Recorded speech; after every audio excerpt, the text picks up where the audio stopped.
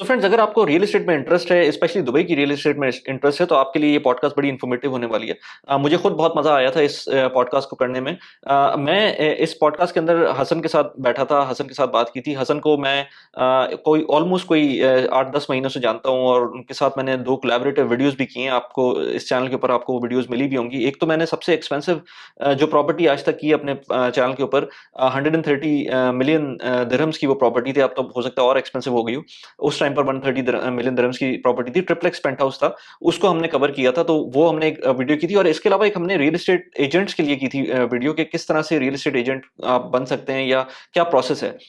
आज इस वीडियो के अंदर हमने मल्टीपल टॉपिक्स को कवर किया है। इनफैक्ट अगर ब्रॉडली स्पीकिंग बात की जाए तो 2 टॉपिक्स को कवर किया है। एक तो ये कि अगर आप दुबई रियल एस्टेट में इन्वेस्ट करना चाहते हैं या ओवरऑल आप जानना चाहते हैं कि क्या सिचुएशन चल रही है दुबई में इस वक़्त प्रॉपर्टी मार्केट की, तो उसके बारे में हमने डिटेल में बात की है। हमने 2005 से लेकर अब तक किस तरह से प्रोग्रेस किया है रियल एस्टेट दुबई के अंदर, क्या-क्या रूल्स एंड रेगुलेशंस चेंज हुए हैं और क्या-क्या फ़ायदे हैं इन्वेस्टर्स के लिए, उन सारे टॉपिक्स पे हमने बात की है। इसके अलावा हमने ये भी बात की है कि शारजाह, अबू धाबी, अजमान, रास अल खैमा और डिफरेंट जो एमिरेट्स हैं जिसके अंदर आप इन्वेस्ट कर सकते हैं, वहाँ पर क्या सिचुएशन चल रही है, वो किस तरह से हम इन्वेस्टमेंट पॉइंट ऑफ व्यू से देख सकते हैं। इसके अलावा हमने ये भी बात की कि जो ओवर सप्लाई की बात करते हैं, बहुत सारे लोग बात करते हैं कि दुबई में ओवर सप्लाई है।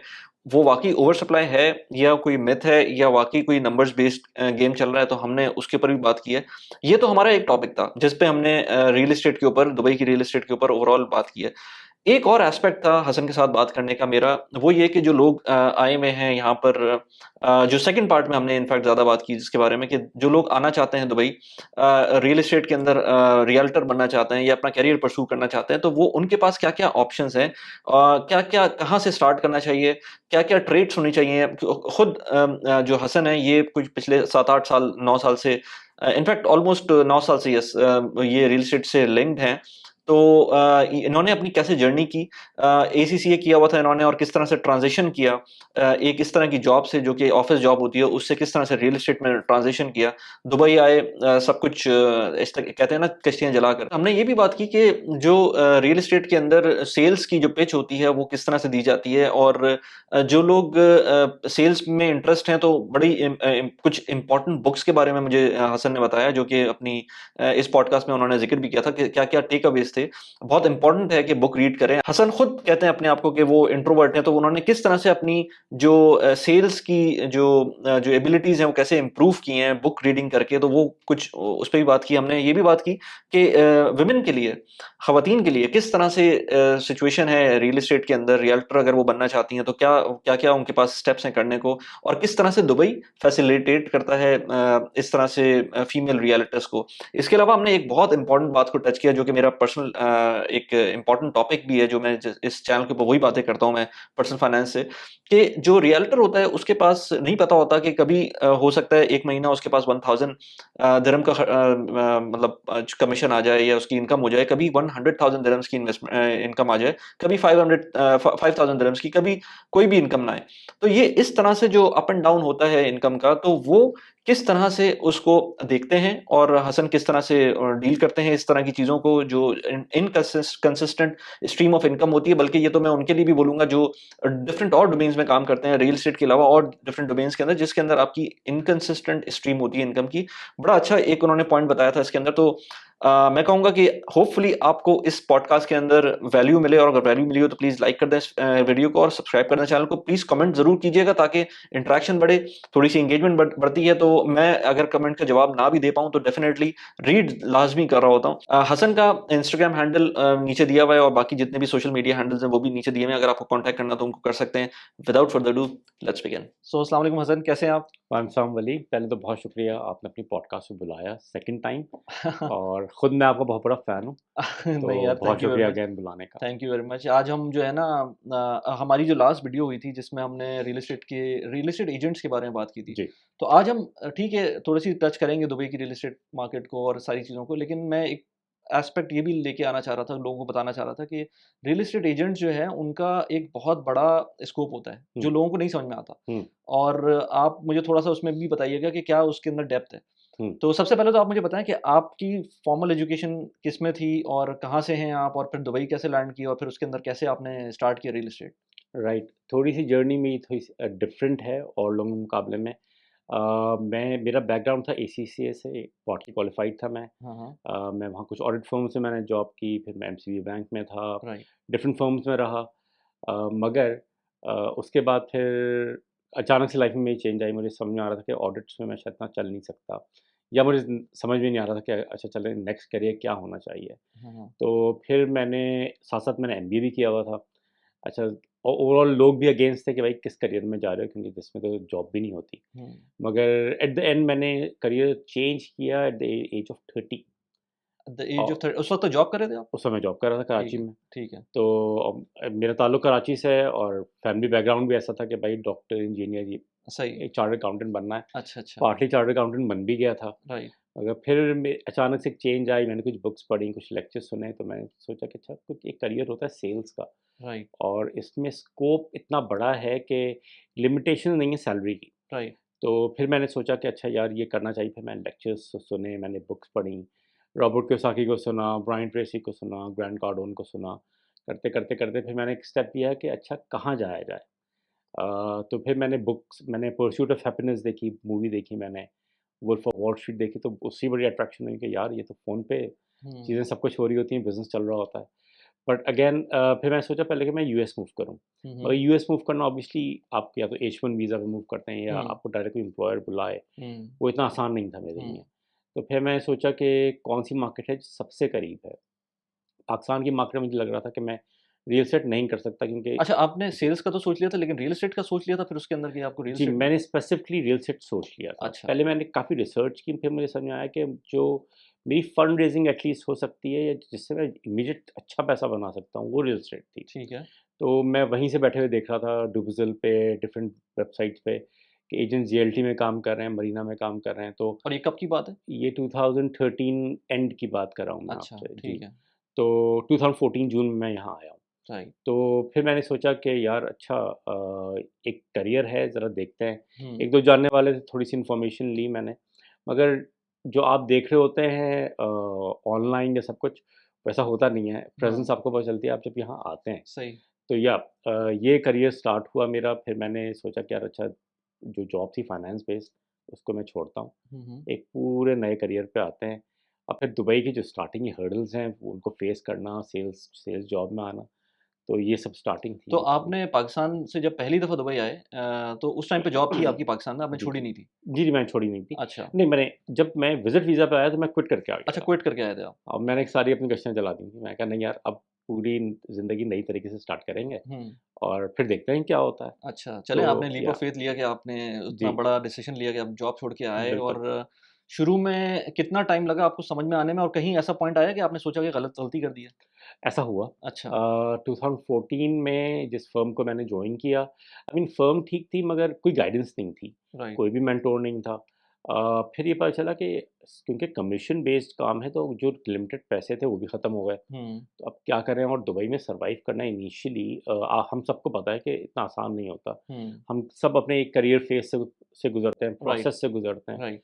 तो जब वो प्रोसेस से गुज़रने में थोड़ा टाइम लगा। अच्छा, तो 3 समझ में तो फ़ील्ड पहले से ही आ गई थी कि करना क्या है, मगर लाइसेंस लेना, अपने आप को सर्वाइव करना, उसमें 3 से 5 साल लगे। 3 से 5 साल लगे। क्योंकि उसकी रीज़न ये है कि अगेन आपका कमीशन, लेट्स से कोई आपने डील की, आपका कमीशन आया 3-4 महीने में, ठीक है, आपके ऊपर और लायबिलिटीज़ आ गईं, ठीक है। यकीनन कुछ ना कुछ फैमिली रिस्पॉन्सिबिलिटीज़ भी होती हैं। तो उसमें ये मैं कहूँगा साल 6 महीने, साल में आप सीख जाते हैं सब कुछ, मगर अपना कैश फ्लो जनरेट होते-होते कैश फ्लो या टाइम लग ब्रेक इवन तक आते-आते आपको 3 से 5 साल लग जाते हैं। राइट। मैं जनरली सबसे यही कहता हूँ, जो आ भी रहा है, हुँ, न्यू आ रहा है कोई भी, बिल्कुल फ्रेशर आ रहा है अगर रियल रियल एस्टेट में, मैं सबसे यही कहता हूँ कि भाई 3 से 5 साल का विज़न बना के आइए। हुँ, आप ये सोच रहे हैं कि 1 महीने में या 1 साल में कुछ बहुत बड़ा कुछ हो जाएगा, तो ये हो भी जा सकता है, कुछ अल्लाह करने वाला है, मगर इतना आसान नहीं होता ये सब। सही, या सही, सही, सही। तो आपने इन बिटवीन दैट टाइम किस वक़्त आपको ये लगा कि गलती कर दी है? जब पैसा खत्म हुआ सिंपल सी बात है। अच्छा, मैं तो ये सोचने लगा यार 9-10 हज़ार दिरहम की कोई या 12-13 हज़ार दिरहम की कोई फाइनेंस की जॉब थी, कि मैं फाइनेंस से क्वालिफ़ाइड था। मैं कहा यार हाँ। यही देख तो लेता हूँ। आपने एसीसीए किया हुआ है? मैं पार्टली क्वालिफ़ाइड, 2 पार्ट मैंने क्वालिफ़ाई किए थे। ठीक है। मतलब मैं समझ लीजिए 1 या 2 पेपर रह गया था क्वालिफाई करने से, ठीक है। और एमबीए फाइनेंस मैंने कर लिया था। अच्छा। तो मैं सोचा यार इतना क्वालिफाइड हूँ, कुछ ना कुछ दुबई में तो मिल ही जाएगा और अगर ये लेना आप सोच मिला। रहे थे, फैमिली वाले भी यही सोच रहे होंगे? डेफ़िनेटली सोच रहे थे, मगर ऐसा है कि फैमिली ने सपोर्ट बहुत किया, मगर हाँ, हमारे यहाँ शायद मैं ही पहला हूँ जो शायद जिसने बहुत डिफरेंट करियर चूज़ किया। हुँ, हमारे नॉर्मली हमारी फैमिलीज़ में, आपकी फैमिलीज़ में बिल्कुल। रियल एस्टेट वालों को ना कहा जाता है अच्छा ये तो पता नहीं कुछ हाँ, लोगों को शायद हाँ, ऐसे ही बनाते हैं और बस हाँ, चले जाते हैं। हाँ। तो उनको अब फ़ील होता है कि अच्छा हालाँकि ठीक है। आप उन पे इतना रिलाय करते हैं कि अपनी लाइफ़ सेविंग भी उठा के उनको दे एग्ज़ैक्टली, सकते हैं और उनकी एग्ज़ैक्टली। बेसिस के ऊपर उनकी बात की बेसिस के ऊपर अपना इन्वेस्टमेंट कर सकते हैं। लेकिन एग्ज़ैक्टली, ज मगर अब आप 9-10 साल के करियर के बाद अंदाज़ा होता है कि नहीं फ़ैसला ठीक था। मुश्किलात आती हैं, हर्डल्स आती हैं, मगर जो कुछ आप सीखते हैं हुँ, और या आप जो कुछ सिखा सकते हैं किसी और को, वो हुँ। शायद मुझे फाइनेंस या कोई भी फ़ील्ड और होती, वो शायद वो ना दे सकती। अच्छा, जी। सही। अच्छा, अगर हम बात करें मैं इस पे तो आऊँगा बड़ी डिटेल में कि कोई बंदा अगर चाहे कि रियल एस्टेट एजेंट कैसे बनना है और जी। क्या प्रोसेस है दुबई जी, में जी। आते हुए, अगर पाकिस्तान से आ रहा है या इंडिया से आ रहा है, कहीं से भी आ रहा है, उसको यहाँ आने में क्या-क्या चीज़ें चाहिए, वो उस पे अलग से आते हैं। लेकिन आजकल दुबई की मार्केट कैसी चल रही है? एक कोविड के बाद तो दुबई की मार्केट आपको पता हाँ, है, इट्स ऑन द पीक। बिल्कुल। और अभी भी मुझे लगता है कि दुबई की मार्केट अच्छी चलनी है। हुँ, उसकी कई सारी रीज़न्स हैं। अब अगर मैं रीज़न्स बताऊँ ट्रैफ़िक के लिहाज से या पॉपुलेशन के लिहाज से, वो भी एक डिफरेंट टॉपिक है। मगर जो ओवरऑल दुनिया के हालात चल रहे हैं, उस इस लिहाज से इस खित्ते को बहुत फ़ायदा है हुँ, और मुझे ऐसा लगता है कि फ़ायदा मज़ीद होगा। उसकी बहुत बड़ी रीज़न ये है कि जैसे मैं लास्ट ईयर यूएस गया, कुछ और जगहों पे भी गया, आपको सिक्योरिटी नहीं मिल रही। ठीक है कि यहाँ के भी ड्रॉबैक्स हैं, ऐसा नहीं है। मगर जो दुबई आपको लाइफ़स्टाइल दे रहा है और जो दुबई में अर्निंग पोटेंशियल मिल रहा है, एटलीस्ट मुझे जो मिल रहा है, हुँ। वो मैं कहीं और नहीं देखता अच्छा, फ़िलहाल। आपकी ये या जो पॉइंट है ना, जी। मैं भी सबसे ये बात करता हूँ, लेकिन लोगों को पता है क्यों समझ में नहीं आती है? लोगों को सिर्फ़ और सिर्फ़ जब बंदा सैलरीड माइंडसेट में जाता है, तो उस वक़्त एक चीज़ होती है अबंडेंस माइंडसेट ना, तो अगर हुँ, उसमें जाएगा तो वो एक अलग सिनेरियो बनता है। हुँ, लेकिन आप अगर यही सोचते रहेंगे कि ये मेरी सैलरी है, ये मेरी जॉब है और जब खत्म हो जाएगी तो मैं बस यहाँ से वापस जाना पड़ेगा। उस माइंडसेट से जब तक नहीं निकलेंगे, जब तक आपके लिए दुबई अच्छी जगह नहीं है। लेकिन हुँ। जैसे ही आप उसको स्टेप आउट करेंगे, जो कि आपने सेल्स में चले गए आप या रियल एस्टेट में चले गए, तो उस वक़्त आपको पता चलता है कि स्कोप क्या है और क्या-क्या हो सकता है। बिल्कुल सही कह रहे हैं। असल में होता है कि जब आप रिलाय करते हैं एक सैलरी पे, जो कि मैं कहता हूँ गलत नहीं है, जिसके लिए जो बिल्कुल, कर रहा है वो बिल्कुल सही बिल्कुल बात है। ठीक कर रहा है। हाँ। मगर मेरे साथ ये था, एक एडवांटेज भी था कि मैं घर में सबसे छोटा हूँ। हुँ, तो मेरे ऊपर वो रिस्पॉन्सिबिलिटी शायद नहीं थी, जो औरों पे होती हैं नॉर्मली।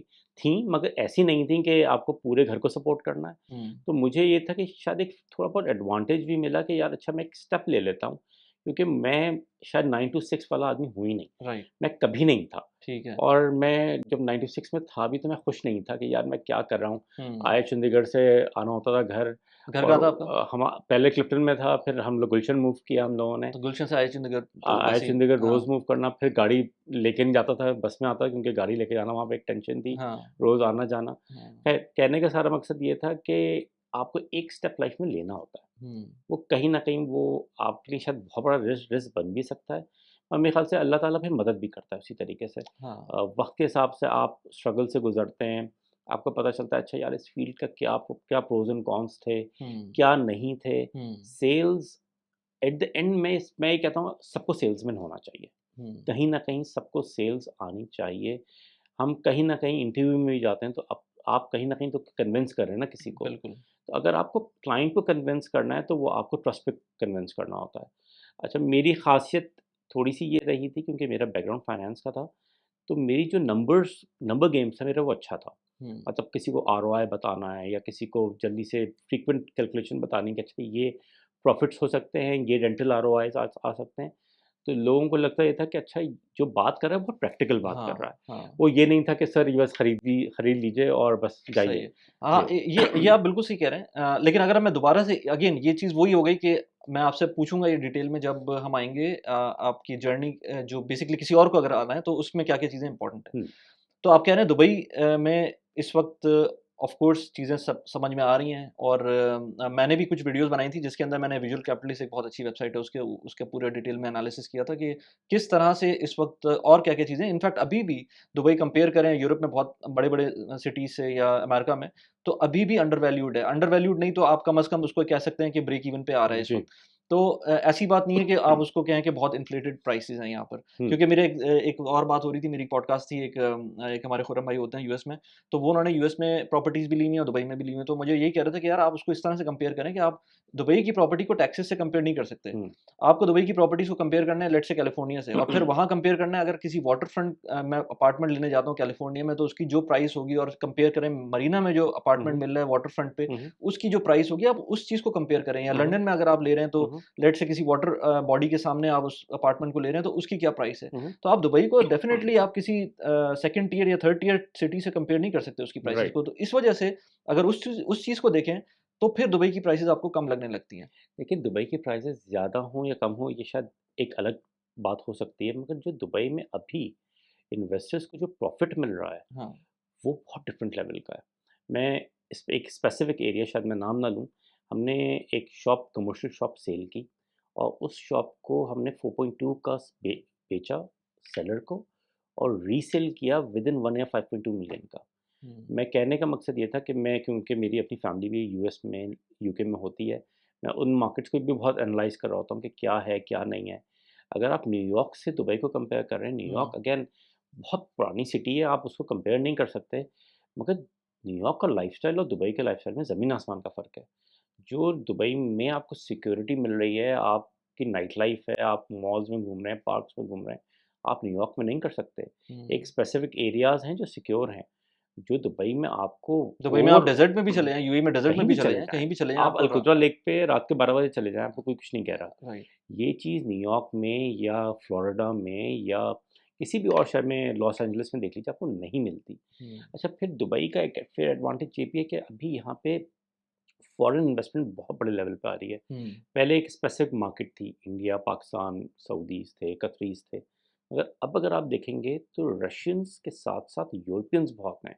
हुँ, मैंने अपने पूरे 10 साल के, 11 साल के करियर में इतने रशियंस या इतने यूरोपियंस, स्पेशली यूरोपियंस को नहीं देखा। यूरोपियंस अपनी कंपनीज़ को यहाँ मूव कर रहे हैं। यूरोपियंस अपनी प्रॉपर्टीज़ को सेल कर कर के, स्पेशली यूके से, स्पेन से, पोर्चुगल से मूव कर कर के दुबई आ रहे हैं। उसकी रीज़न ये है कि वहाँ प्रॉपर्टी टैक्सेस इतने हैं, प्रॉपर्टी एप्रिसिएशन उनको इतनी नहीं मिल रही। अगर आप यूके का नॉर्मल आप आरओआई निकालें, रेंटल आरओआई, तो लंदन की बात करें तो, और कैश कैश डील पे तो 2.5 मैक्सिमम 3%, इससे ज़्यादा का नहीं होता।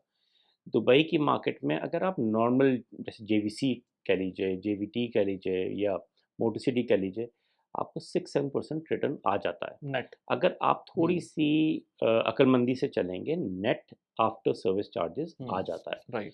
तो एक और उसमें से इम्पोर्टेंट चीज़ भी है ना, जी, अभी मेरी कनाडा में एक दोस्त है, उससे बात हो रही थी। आपको कैनेडियन मार्केट का पता ही होगा कि जी, जो यहाँ पर आपको रेंटल में अगर आप देते हैं एज़ एन इन्वेस्टर, आपको फिर भी सेफगार्ड आपको गवर्नमेंट कर देती है। बिल्कुल। उतना ठीक है, टेनेंट के भी राइट्स होते हैं, लेकिन जितने राइट्स वहाँ टेनेंट के हैं यूरोपियन सही है। कंट्रीज़ में या कनाडा में, जो मेरे एक दोस्त से बात हो रही थी, तो उसकी अपनी प्रॉपर्टी 2 साल से फँसी हुई है। हुँ। अब वो आई थिंक टेनेंट बोर्ड होता है कोई वहाँ पर हुँ, हुँ, टोरंटो में, हुँ, तो वहाँ हुँ, पर वो फँसी हुई है, और वो मिनिमम जो रेंट है वो मिल रहा है उसको। हुँ, जो कि डेफ़िनिटली उसकी मॉर्गेज कवर नहीं कर रहा। वो वैसे ही हुँ, नहीं करना था उसको कवर, क्योंकि हुँ, उसकी इंटरेस्ट रेट्स बढ़ गए थे, हुँ। और वो नहीं कर रहा वो, और वो इस वक़्त अपनी वो समझ नहीं आ रहा उसको कि क्या करे।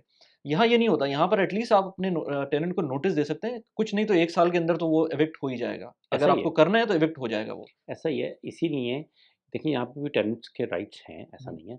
मगर यहाँ दोनों के राइट्स हैं। जो यूरोपियन मार्केट है उसमें टेनेंट्स के राइट 80% हैं। राइट। तो इसलिए जो लैंडलॉर्ड है स्पेसिफिकली, वो घबराता भी है कि खुदा ना खास्ता हुँ, कोई मिसहैप हो जाए इनकी प्रॉपर्टी में, हुँ, तो कैसे निकालेंगे? राइट। तो ये चीज़ आपको दुबई में इन बिटवीन अभी तक इतनी नहीं मिल रही। और हुँ, फिर टेनेंट्स को भी पता है कि अच्छा, यहाँ पे हमारे कितने राइट्स हैं और इनके कितने राइट्स हैं। और ओवरऑल अगर आप बात करें प्रॉपर्टी इन्वेस्टमेंट के लिहाज से, प्रॉपर्टी ट्रांजैक्शंस के लिहाज से, टाइटल डीड मिलने के हिसाब से, वो भी टेन्योर अगर आप देखें, आप ट्रांसफ़र करने जाएँ कैश टू कैश प्रॉपर्टी, आपको उसी वक़्त टाइटल डीड मिल जाती है। हुँ, उसी वक़्त आप किसी भी डिपार्टमेंट में बैठे हैं, आपको टाइटल डीड मिल जाएगी, राइट। ट्रांसफ़र ऑफ़िस में। मगर वहाँ पे इतना आसान नहीं है ये सब कुछ करना, मतलब हुँ। 6-6 महीने लग जाते हैं। फिर दुबई की ख़ासियत ये भी कि कैश कैश मार्केट है। तो हाँ, ये बहुत इम्पोर्टेंट पॉइंट है। जी, 2 पॉइंट्स इम्पोर्टेंट है। एक ये पॉइंट पहले बात करते हैं कि जो हम कनाडा या वेस्टर्न कंट्रीज़ के अंदर देखते हैं, वहाँ पर मॉर्गेज का बहुत बड़ा एक चंक होता है। जी। जबकि यूएई के अंदर इवन मैंने तो ये तक देखा है कि लोग ऑफ प्लान भी लेने जा रहे होते हैं, वो भी कंप्लीट कैश के ऊपर कर रहे होते हैं और उसके बाद जो पेमेंट आखिर की पेमेंट होती है, वो भी कैश पर ही होती है। ये भी नहीं कि मॉर्गेज करवा लें। बहुत कम एक परसेंटेज है, बहुत कम तो नहीं, 1% जो रेज़िडेंट्स की होती है, जो हुँ, हुँ। मॉर्गेज करवा रही होती है, लेकिन फिर भी जो परसेंटेज वहाँ पर है, हुँ, हुँ। वेस्टर्न कंट्रीज़ में, वो नहीं है। कैश की वजह से आपको फिर स्टेबिलिटी भी मिलती है ना, तो आगे जाकर ये नहीं है कि लोग लोग आर्टिफ़िशियली उसको बढ़ाया हुआ है। असल में मॉर्गेज के लिहाज से अभी बहुत ही नई मार्केट है ऑनेस्टली। अभी इसको दुबई को मार्केट को मॉर्गेज मार्केट बनने में थोड़ा-सा वक़्त लगेगा। अब अगर कोई अगर यूके से आ रहा है, कनाडा से आ रहा है, यूएस से आ रहा है तो उसको बड़ी हैरानगी होती है कि लोग पूरी-पूरी बिल्डिंग जो है वो कैश में कैश खरीद पे ले लेते हैं। लेते हैं। हाँ। ऑफ़लाइन तो चलिए एक प्रॉपर्टी हुई 1 मिलियन से 5 मिलियन, 10 मिलियन की। हुँ, यहाँ पे 100-100 मिलियन, 200-200 मिलियन की प्रॉपर्टीज़ जो हैं कैश वो पे लोग हो कैश जाती में ले लेते हैं। है। हुँ, तो इस लिहाज से अभी इस मार्केट को इसलिए थोड़ा-सा मैच्योरिटी में वक़्त लगेगा। मगर अगर आप एज़ एन इन्वेस्टर देखें कैश कैश डील के हिसाब से 0% टैक्सेशन हुँ, प्रॉपर्टी पे। हुँ, अगर आप कहीं और जाएँ किसी भी और सिटी में यूरोप में या कहीं 5 टू 9% कैपिटल गेन टैक्सेस हैं, प्रॉपर्टी टैक्सेस हैं, उसके अलावा रीसेल टैक्सेस हैं और पता नहीं कौन-कौन से टैक्सेस हैं। हुँ, तो इसमें आपको आप पता ही नहीं चल रहा होता। मैं और आप कितने अरसे से हैं यहाँ पे, हमने कभी सैलरी पे टैक्स नहीं दिया। बिल्कुल, हमें आदत ही नहीं है देने की। राइट। अगर कल को कभी हम मूव करते हैं किसी और अब्रॉड, तो हमें पता चलेगा अच्छा यार ये तो हाँ, टैक्सेशन क्या मैंने इस चीज़ पे होती मैंने है। वीडियो बनाई थी कि या यार आप जो जीसीसी में रह रहे हैं, आप जी। ये ना समझें कि दुनिया ऐसी चलती रहती है। क्योंकि आपको पता इवन अगर पाकिस्तान वापस जाते हैं, हुँ, इंडिया हुँ। वापस जाते हैं या वेस्ट में जाते हैं, तो हुँ, वो हुँ। इतने इतने टैक्सेस होते हैं वहाँ हुँ, पर। हुँ। सारी कैलकुलेशन, सारी आपको वर्किंग, ना हुँ, सिर्फ हुँ। कैलकुलेशन जो पे करने वाली है, आपको वर्किंग भी पता होना चाहिए कि किस तरह से टैक्स सेव करना है या लेट्स से बिल्कुल, उसको अवॉइड करना है बिल्कुल। लीगल वे में रहते हुए। जी। दुबई में प्रॉपर्टीज़ लेना एक बहुत अच्छा डाइवर्सिफिकेशन एक्ट हो सकता है आपके अपने पोर्टफोलियो के लिए और लॉन्ग टर्म रेंटल रिटर्न्स के लिए। लेकिन दुबई की प्रॉपर्टीज़ का प्रॉब्लम ये है कि बहुत ज़्यादा एक्सपेंसिव होती हैं। अगर आपको थोड़े पैसों में दुबई की प्रॉपर्टीज़ में अपना एक्सपोज़र लेना है, तो उसके लिए बहुत अच्छे प्लेटफ़ॉर्म्स हैं यूएई के अंदर। यूएई के अंदर मैं 2 प्लेटफ़ॉर्म्स पे बात करता हूँ, स्मार्ट क्लाउड की बात करता हूँ, मैं गेटस्टेक की बात करता हूँ। इन दोनों प्लेटफ़ॉर्म्स के थ्रू अगर आप इन्वेस्टमेंट करते हैं, तो आपको कुछ पार्ट किसी भी प्रॉपर्टी का जो आप चूज़ करते हैं, उस प्रॉपर्टी का कुछ पार्ट आपको आपके नाम पे हो जाएगा, जो कि आपको डीआईएफसी के पब्लिक रजिस्टर के अंदर खुद भी नज़र आएगा और अगर आप उसको लॉन्ग टर्म रखते हैं, तो आपको बहुत अच्छा रेंटल रिटर्न भी मिल सकता है। मैं इन दोनों प्लेटफ़ॉर्म्स के ऊपर मल्टीपल वीडियोज़ बनाता रहता हूँ। आप मेरे चैनल के ऊपर ब्राउज़ करके देख सकते हैं। इन दोनों प्लेटफ़ॉर्म के थ्रू अगर आपको इन्वेस्ट करना है तो मेरा रेफरल लिंक यूज़ कर सकते हैं। मेरा रेफरल लिंक यूज़ करेंगे तो अप टू 200-250 दिरहम्स का आपको रेफरल बोनस भी मिल सकता है फर्स्ट टाइम ट्रांज़ैक्शन के ऊपर। टर्म्स एंड कंडीशन अप्लाई उसका डिटेल्स मैंने सारी कमेंट और लिंक्स के अंदर दी हुई है नीचे, आप उसको जाके देख सकते हैं। बहुत अच्छे प्लेटफ़ॉर्म्स हैं जिनके ऊपर मैं खुद भी इन्वेस्ट करता हूँ। Now let's get back to the video. मुझे एक और चीज़ बताएँ, आपने तो फिर भी 10 साल देखे हैं यहाँ पर यूएई में मार्केट को, लेकिन अगर मैं बात करूँ जब यहाँ पर हमने स्लम्स भी देखे हैं, जहाँ पर हमने जो जो एक बहुत बड़ा 2009-8 के 8-9 के अंदर जब ओवरऑल पूरी दुनिया में प्रॉब्लम आया था, तो यहाँ पर भी आया था। उससे किस तरह दुबई ने सीखा है और अब आगे क्या-क्या चीज़ें ऐसी हुई हैं जो कि इन्वेस्टर्स को कॉन्फिडेंस है कि दुबई, क्योंकि जैसे एक एस्क्रो का मैं एग्ज़ाम्पल देता हूँ, इसके अलावा और क्या-क्या चीज़ें हैं कि अच्छा, एक तो आपने खुद भी एस्ट्रो का ज़िक्र किया। हुँ, दूसरा ये कि जब क्योंकि मेरा मार्केट में आया तो मैं 2014 से, मगर मैं मार्केट से लिंक्ड हूँ 2005-6 से। अच्छा, कहीं न कहीं मैं फाइनेंस में था तो मेरा कभी न कभी अबू धाबी आना-जाना रहता था। राइट। फिर मेरे बड़े भाई भी होते थे तो उनके लिंक से मेरा कभी-कभी था यहाँ पे आना-जाना। मुझे पर्सनली ऐसा लगता है कि जो मार्केट में फ्लिपिंग हो रही थी ना, वो रुक गई है। हुँ, आपने 10 दिरहम की चीज़ खरीदी और अगले दिन उसको 20 दिरहम में बेच दिया, अब वो नहीं है। हुँ, फिर रेरा के कुछ लॉज़ हैं, दुबई लैंड डिपार्टमेंट ने कुछ लॉज़ बना दिए हैं। अब आपके लिए फ्लिपिंग इतनी आसान नहीं रही। एटलीस्ट 30 टू 40% जब तक आप डाउन पेमेंट नहीं देंगे और इसीलिए अब मार्केट मैच्योर हो रही है। राइट, क्योंकि फ्लिपर्स अब मार्केट में नहीं है। राइट। बहुत कम जगहों पे आपको ऐसा लगेगा, बहुत कुछ स्पेसिफिक प्रॉपर्टीज़ में आपको लगेगा कि फ्लिपिंग बहुत जल्दी हो रही है। हुँ, तो रीसेल जो है ना, वो तकरीबन ट्रांज़ैक्शन उसकी 1 साल ले लेती है। जब फ्लिपिंग होती है ना मार्केट, तो वो रियल एस्टेट मार्केट नहीं होती, वो स्टॉक मार्केट होती है। हुँ, और दुबई एक टाइम पे ऐसा था, जिस वक़्त मैं आया हूँ तब भी था। मगर अब अगर आप कहें ना तो बहुत वक़्त के हिसाब से बहुत मैच्योर मार्केट हो रही है। तो फ्लिपर्स मार्केट से निकल गए और मार्केट मैच्योर होते-होते आहिस्ता-आहिस्ता अब एप्रिशिएट कर रही है। राइट, अब अगर आप सिर्फ़ पाम की एक मिसाल ले लीजिए, मैं आपको 2018-19 की बात बता रहा हूँ, एक विला आया, टाउन हाउस आया है मेरे पास पाम में। एक स्पेसिफिक कम्युनिटी पाल्मर रेजिडेंसेस के नाम से। वो उस वक़्त में बेच रहे थे 5.5 मिलियन का 5 bedroom town house on the beach. ठीक है। मगर अगर आप कम से कम इस वक़्त में लेने जाएँगे और लिस्टिंग देखिए तो 20 मिलियन का है, ओह! 4 टाइम्स 4 टाइम्स। विदिन 5 अच्छा, इयर्स। जो गार्डन होम्स या सिग्नेचर विलास जो कि प्रॉपर्ली रेनोवेटेड भी नहीं है, वो भी इस मार्केट में 40 से 50 मिलियन के बिक रहे हैं, जो हुँ, कि आराम से 13 से 15 मिलियन के रीसेल हो रहे थे। हुँ, हुँ, तो ये मार्केट का एक बहुत बड़ा फ़र्क है। फिर अगर आप उसके बाद देखें तो अभी पाम जबल अली आया।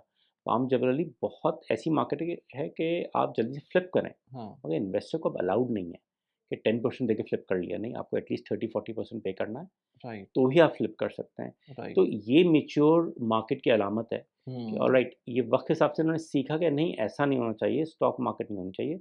रियल एस्टेट में लोग रहना चाहते हैं, हुँ, तो रियल एस्टेट को रियल एस्टेट मार्केट रहना चाहिए। तो अब दुबई गवर्नमेंट ने एक स्टेप लिया कि ऑलराइट, एक रेंटल रिटर्न इतना होना चाहिए मार्केट का, जो कि एक डिसेंट प्रॉफिट्स मिलने चाहिए इन्वेस्टर्स को, और एक एप्रिसिएशन वैल्यू भी इतनी मिलनी चाहिए। हुँ, तो ये एक राइट, चीज़ मैं कह सकता हूँ। और राइट, फिर सबसे बढ़ के ये कि इन्वेस्टर का पैसा पहले इनको पता ही नहीं था कहाँ जा रहा है। अब जो पैसा जा रहा है आपके पास वो एस्क्रो अकाउंट में है।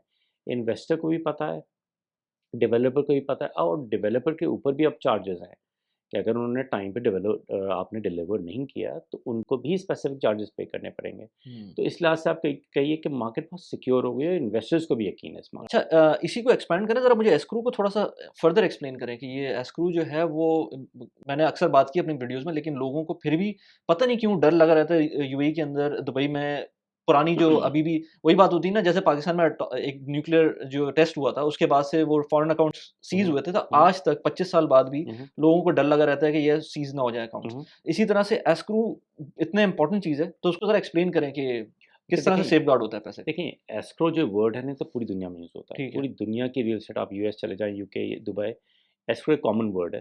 ठीक है, एस्क्रो जो बहुत कॉमन हुआ है ना दुबई में, वो हुआ 2012-13 के बाद। ठीक है, और इसका मतलब ये कि एक स्पेसिफिक अकाउंट है, जहाँ पे डेवलपर को इतना स्पेसिफिक अमाउंट डालना है, वो वेरी कर सकता है।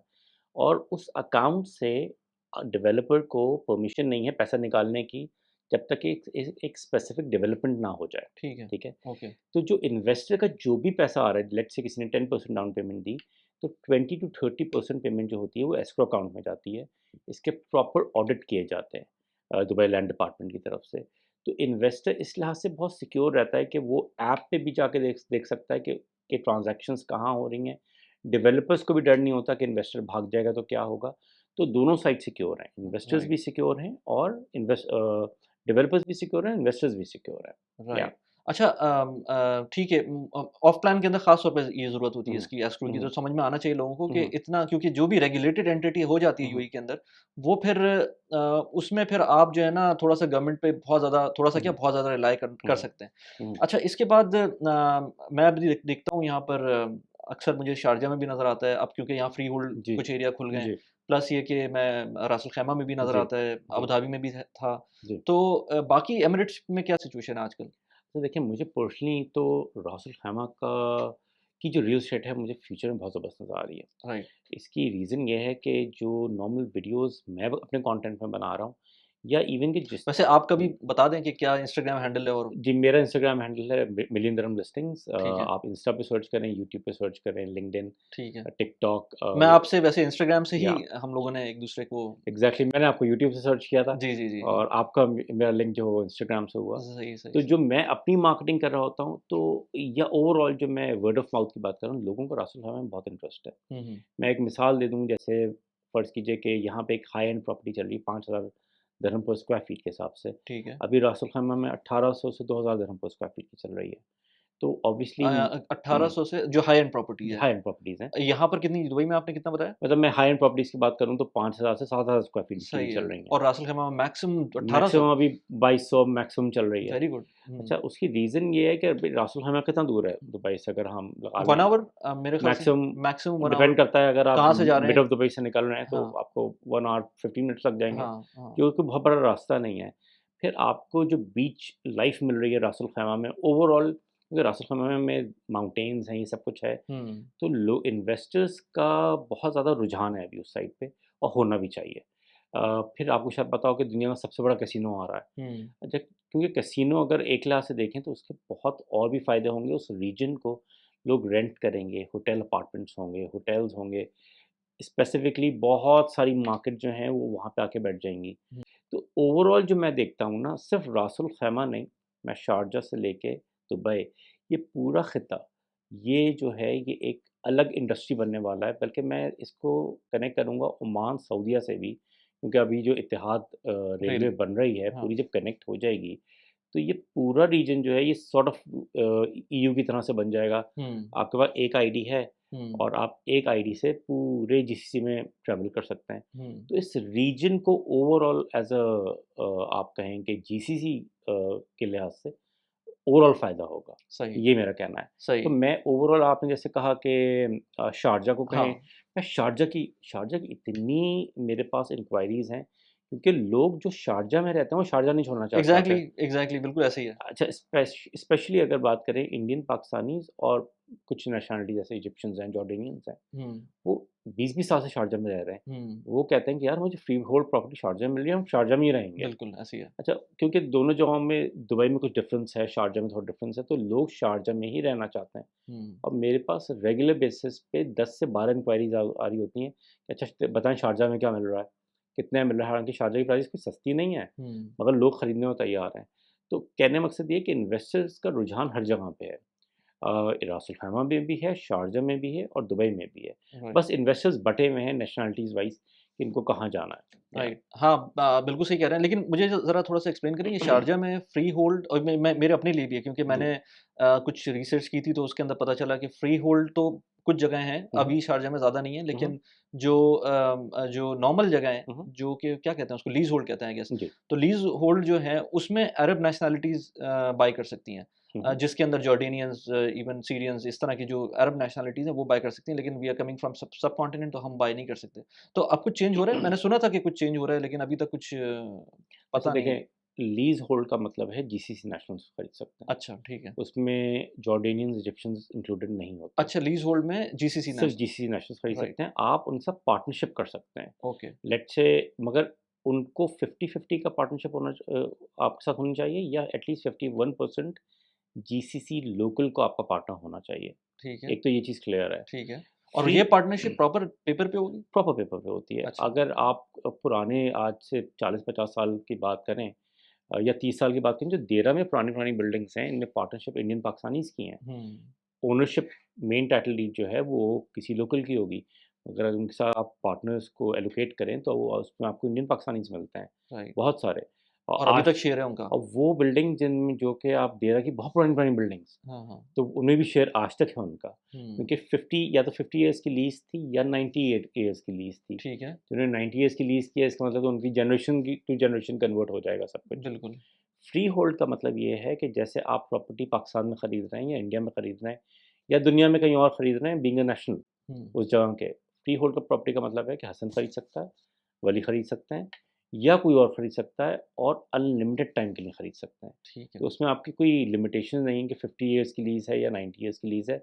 आप चाहें उसको 1 महीने में बेच दें, आप चाहें उसको 10 साल में बेच दें। ठीक है। तो ये चीज़ ये लोग शारजा में लेके आए हैं, जो आपका सवाल था कि जैसे अराडा एक प्रोजेक्ट लेके आ रहा है, फिर 2-3 और डेवलपर्स हैं इन्होंने इवन मरियम आइलैंड के अंदर भी था। बिल्कुल, हाँ, तो इस तरह से और डेवलपर्स हैं जो कि लेके आ रहे हैं प्रॉपर्टीज़ और आप यकीन करें कि अब विला नहीं मिलता आपको, अगर आप प्रॉपर एक अच्छा विला लेने जा रहे हैं, आपको शारजा में नहीं मिलता। वाओ! उसकी रीज़न ये है कि जो शारजा का मेजर बायर था, वो सब कुछ खरीद चुका है। हुँ, तो अभी शारजा की जो क्राउड मैं देखता हूँ 1 से 2 सालों में, थोड़ी-सी टिल्ट होगी न्यू शारजा की तरफ। क्योंकि अगर आप जाएँगे अगर आप लेट्स से अराडा शारजा जाते हैं, जो अराडा बना रहा है अपना ये अल जादा और ये सब जो कम्युनिटीज़ बन रही हैं, आपको यकीन नहीं आएगा कि अच्छा मैं शारजा में घूम रहा शारजा हूँ। में और दुबई में हूँ, मुझे नहीं समझ आपको में आ रहा। लगेगा हाँ, कि या तो आप टाउन स्क्वायर दुबई में घूम रहे हैं या सिटी वॉक में घूम रहे हैं। Exactly, exactly. बिल्कुल आपको वैसे ही बिल्डिंग स्ट्रक्चर, क्वालिटी अ, लो राइज़ बिल्डिंग्स हैं मोस्टली वहाँ पे और स्टारबक्स ये सब कुछ आपको मैकडॉनल्ड्स एक्सेट्रा केएफसी सब कुछ मिलेगा वहाँ हुँ, पे। हुँ, तो हुँ। ये डिफ़रेंस है और मुझे ऐसा लगता है कि अभी शारजा की मार्केट भी बहुत बड़े लेवल पे बूम होगी। मेरे ख़्याल से यूरोपियंस या रशियंस को भी थोड़ा वक़्त लगेगा उस साइड पे आने में और फिर भी इजिप्शियन्स, जॉर्डेनियंस जो स्पेसिफिक नेशनैलिटीज़ हैं इंडियन, पाकिस्तानी, ये बहुत बड़े लेवल पे बाइंग कर रही हैं वहाँ। अभी मैंने एक वीडियो बनाई उसमें जो प्रॉपर्टी थी हमारी एक एक बिज़नेस सेंटर था, जी, तो कमर्शियल प्रॉपर्टी थी। जी।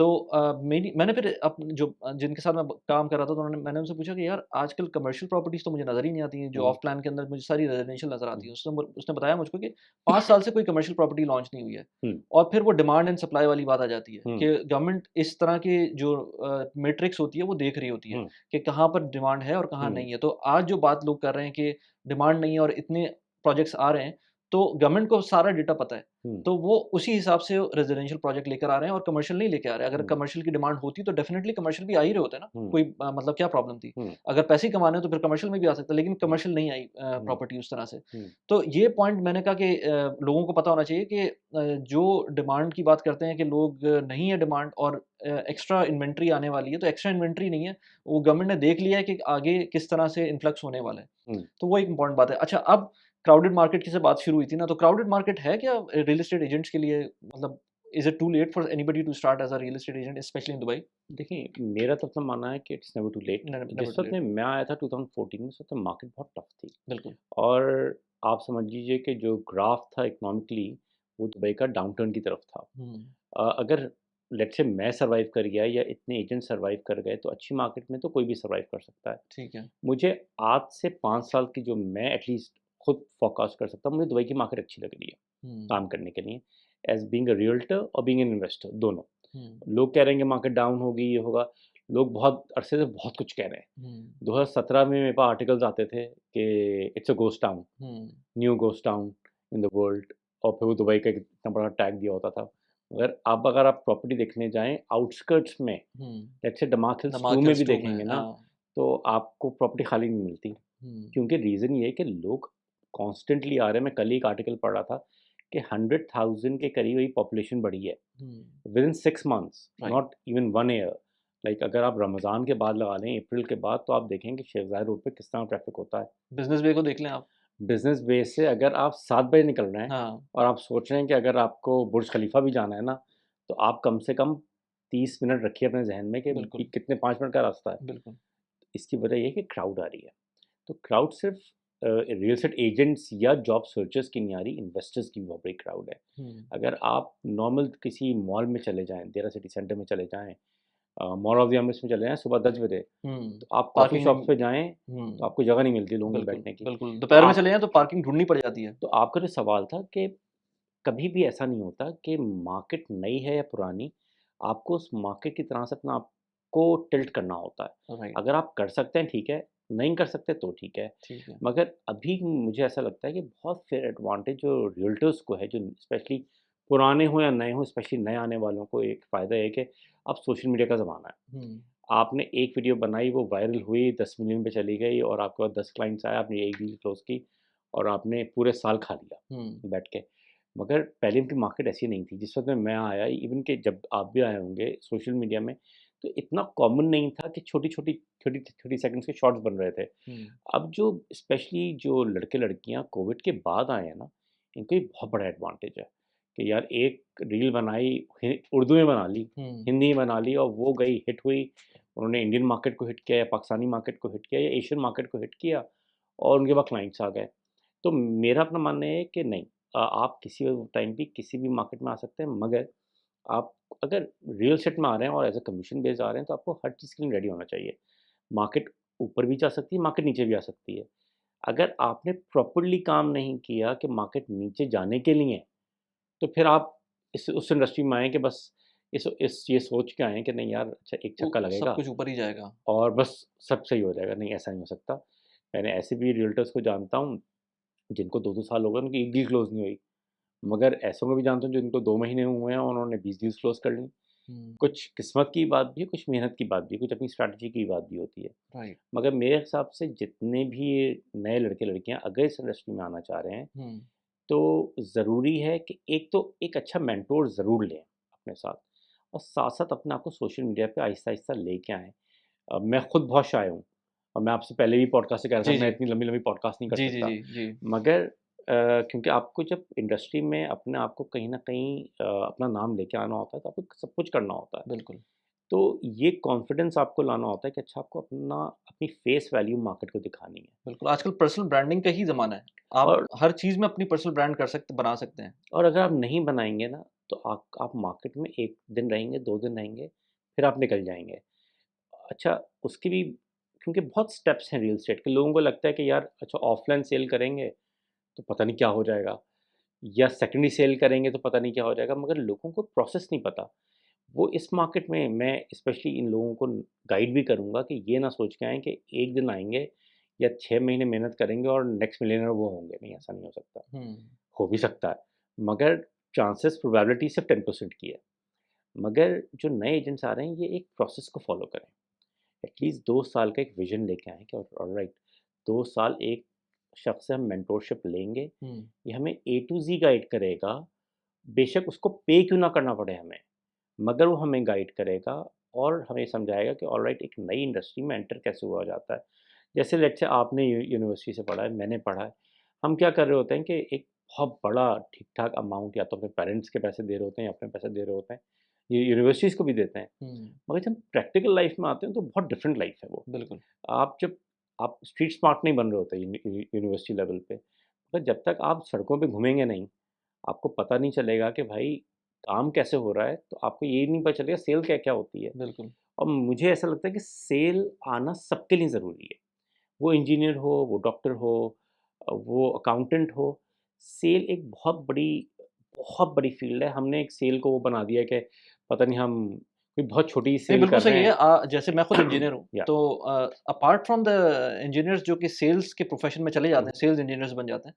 अपार्ट फ्रॉम दैट अगर कोई टेक्निकल हो सेल के अंदर या सॉरी इंजीनियरिंग में टेक्निकल हो या आईटी में कोई टेक्निकल हो हुँ, या पीछे बैकएंड पे कोई कोडिंग कर रहा हो, तो हुँ, उसको तो सेल्स से कोई ताल्लुक ही नहीं होता और उसको हुँ, लगता है कि उसकी ज़िंदगी यही है। लेकिन मुझे लगता है अब जब से मैंने यूट्यूब स्टार्ट किया है, जब से मुझे पता चलता है कि कितना इम्पोर्टेंट है पीपल इंटरैक्शन करना और उसके बाद उसको अपने आप को सेल करना, कोई भी चीज़ आपके पास हो, चाहे अपने आप की कोई स्किल हो, उसको सेल करना, तो वो हुँ, बहुत इम्पोर्टेंट है। सो अगर आप एक्सपैट हैं और पाकिस्तान, इंडिया, बांग्लादेश, नेपाल कहीं भी पैसे भेजते रहते हैं, तो आपके लिए एक बहुत अच्छी ऐप है टैप टैप सेंड की। टैप टैप सेंड के थ्रू आप दुनिया में कहीं भी हों, किसी भी रीजन के अंदर हों, आप बड़े आराम से अपने मोबाइल फ़ोन से पैसे भेज सकते हैं। मैंने यूएई से मल्टीपल टाइम्स पाकिस्तान पैसे भेजे हैं और बहुत अच्छा रेट भी मिलता है मुझको और अच्छी बात ये है कि पहली दफ़ा यूज़ करने के ऊपर अगर आप मेरा रेफरल कोड यूज़ करते हैं, तो आपको 25 दिरहम्स का रेफरल बोनस मिल सकता है और अगर आप US, UK, Australia, European union या कहीं और किसी और मुल्क से पैसे भेज रहे हैं, तो आपको $10 का रेफरल बोनस मिल सकता है अगर आप मेरे रेफरल कोड को यूज़ करते हैं। लिंक मैंने डिस्क्रिप्शन में डाला हुआ है।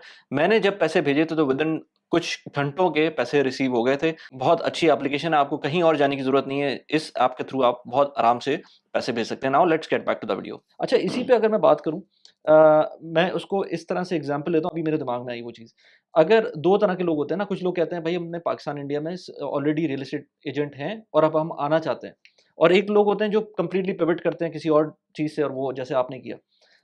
मुझे जो है ना उससे एक एग्ज़ाम्पल याद आई कि मुझे लोग कहते थे कि जब ड्राइविंग लाइसेंस दुबई में लेने आते हैं, तो अगर आपने पाकिस्तान, इंडिया में गाड़ी चलाई भी है, तो थोड़ी-सी मुश्किल हो जाएगी यहाँ पर आपको लेना क्योंकि यहाँ के सिस्टम गाड़ी चलाना तो एक ही तरह से है, लेकिन चीज़ें जो है ना वो डिफरेंट हो लेकिन अगर आप फ्रेश माइंड लेकर आएँगे, तो वो ज़्यादा आसान है आपको गाड़ी मतलब चलाना और लाइसेंस लेना। तो इसी तरह से क्या इस तरह है कि अगर आप पाकिस्तान या इंडिया से अपना जो सेल्स एजेंट या रियल एस्टेट एजेंट का कोई एक्सपीरियंस लेकर आते हैं, तो वो इम्प्लीमेंट डायरेक्ट हो जाएगा या उसमें क्योंकि एक्सपीरियंस काम तो आएगा, लेकिन वो किस तरह से आपको अपना माइंड रिफ्रेश करना पड़ेगा यहाँ आने से पहले? अच्छा देखिए, पहले तो आपने एक लाइसेंस की एग्ज़ाम्पल दी ना, हुँ, यह बात आपने बिल्कुल ठीक है। अगर मैं कराची में ड्राइव कर रहा हूँ या मैं मुंबई में ड्राइव कर रहा हूँ, यहाँ की ड्राइव और वहाँ की ड्राइव में ज़मीन आसमान का फ़र्क है। राइट। आपको पता ही नहीं कि भाई लेन चेंजिंग होती क्या है। हुँ, आपको पता ही नहीं कि आपको इंडिकेटर देना है, कहाँ नहीं दे देना, हुँ, जो हम सब फेस करके आ चुके हैं। बिल्कुल।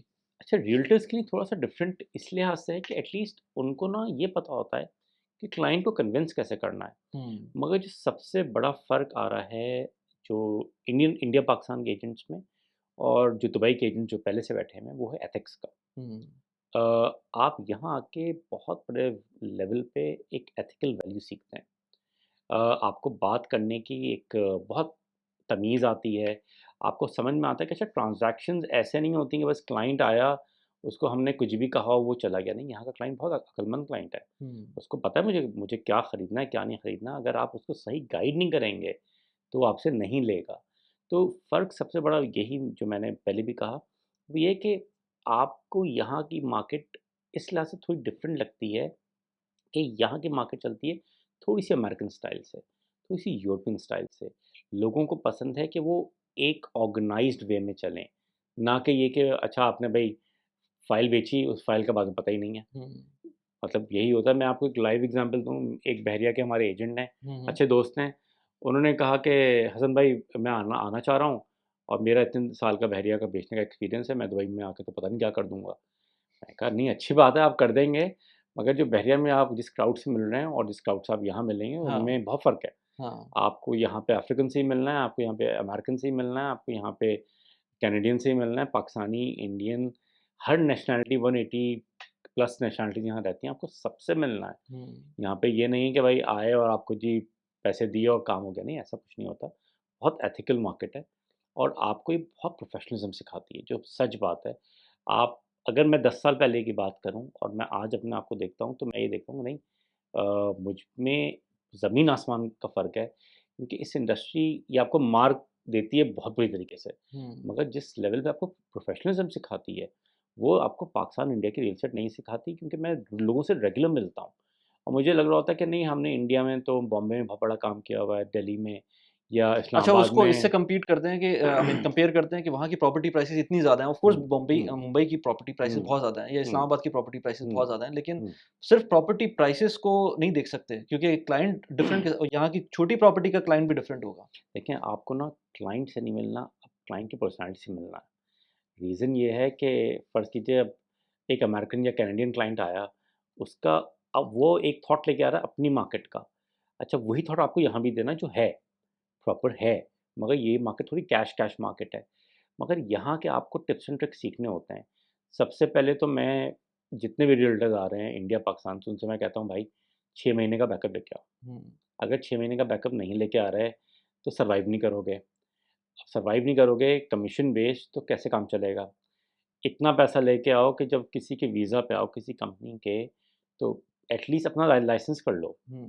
क्योंकि लाइसेंस जब आता है आपके पास, तो आप बहुत ही फ्री हैंड काम करते हैं। अच्छा, लाइसेंस पे बात या करते हैं क्योंकि आप यहाँ पर ऐसा तो जैसे इंडिया पाकिस्तान के अंदर तो ये होता है ना कि आपने अब कुछ पाकिस्तान में भी रेगुलेशंस हो रही हैं, लेकिन आई एम श्योर अभी उस लेवल की हुँ, नहीं हुँ, गई हैं कि आपको अगर आप रियल एस्टेट एजेंट हैं तो आप कोई भी उठ के जो है ना पार्ट टाइम भी स्टार्ट कर सकते हैं और यहाँ इवन पार्ट टाइम जो मैंने देखा है यूएई में भी कर सकते हैं, लेकिन कितना इम्पोर्टेंट है लाइसेंस लेना यहाँ पर बगैर लाइसेंस के काम कर सकते हैं और लाइसेंस कितना मुश्किल है और उसके लिए क्या-क्या स्टेप्स होते हैं लाइसेंस लेने के लिए? आपने रियल एस्टेट लाइसेंस की बात कर रियल रहे हैं? एस्टेट लाइसेंस देखिए रियल रेरा रेरा लाइसेंस कहलाता है ना? देखिए रियल एस्टेट ला एक तो आप पार्ट टाइम जो आपने पहले बात की, मैं पहले कहूँ पार्ट टाइम आप नहीं कर सकते। नहीं कर सकते, ठीक है, स्ट्रिक्टली अगर पता चल गया खुदा ना खास्ता तो बहुत बड़ा फाइन है उस कंपनी पे भी और उस पे भी। ठीक है, और यहाँ तक बात बन सकती है, डिपोटेशन तक की बात बन सकती है। राइट। पार्ट टाइमर आप एज़ अ सीक्रेट बन सकते हैं, मगर आप ये नहीं कर सकते कि आप रेरा क्वालिफ़ाइड नहीं हैं और आप प्रॉपर्टी और बेचने जा प्रॉपर्टी रहे बेच हैं। रहे हैं। हाँ, अब कंपनीज़ के लिए भी कंपल्सरी हो गया है कि जो अगर आप उनके वीज़ा पे हैं और आप as a real estate broker उनका वीज़ा दे रहे हैं,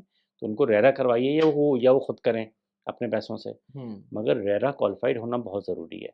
अच्छा उसके बहुत छोटे से स्टेप्स हैं, आपने एक कंपनी का वीज़ा लिया, आपकी रेरा की 2 से 3 दिन की ट्रेनिंग होती है दुबई लैंड डिपार्टमेंट में और आपको आपको टेस्ट क्लियर करना होता है अराउंड 75% अभी पासिंग मार्क्स हैं उसके। ठीक है, 75 टू 85% वेरी इसलिए नहीं करता क्योंकि कंपनी ओनर्स के लिए कुछ और है और कंपनी ब्रोकर्स के लिए कुछ और है। राइट, तो आपको पास करना होता है, आपका वो रेरा लाइसेंस आ जाता है, वो 1 साल 11 महीने के लिए वैलिड होता है, ओके, फिर आपको रिन्यू करवाना होता है ठीक उसको। है।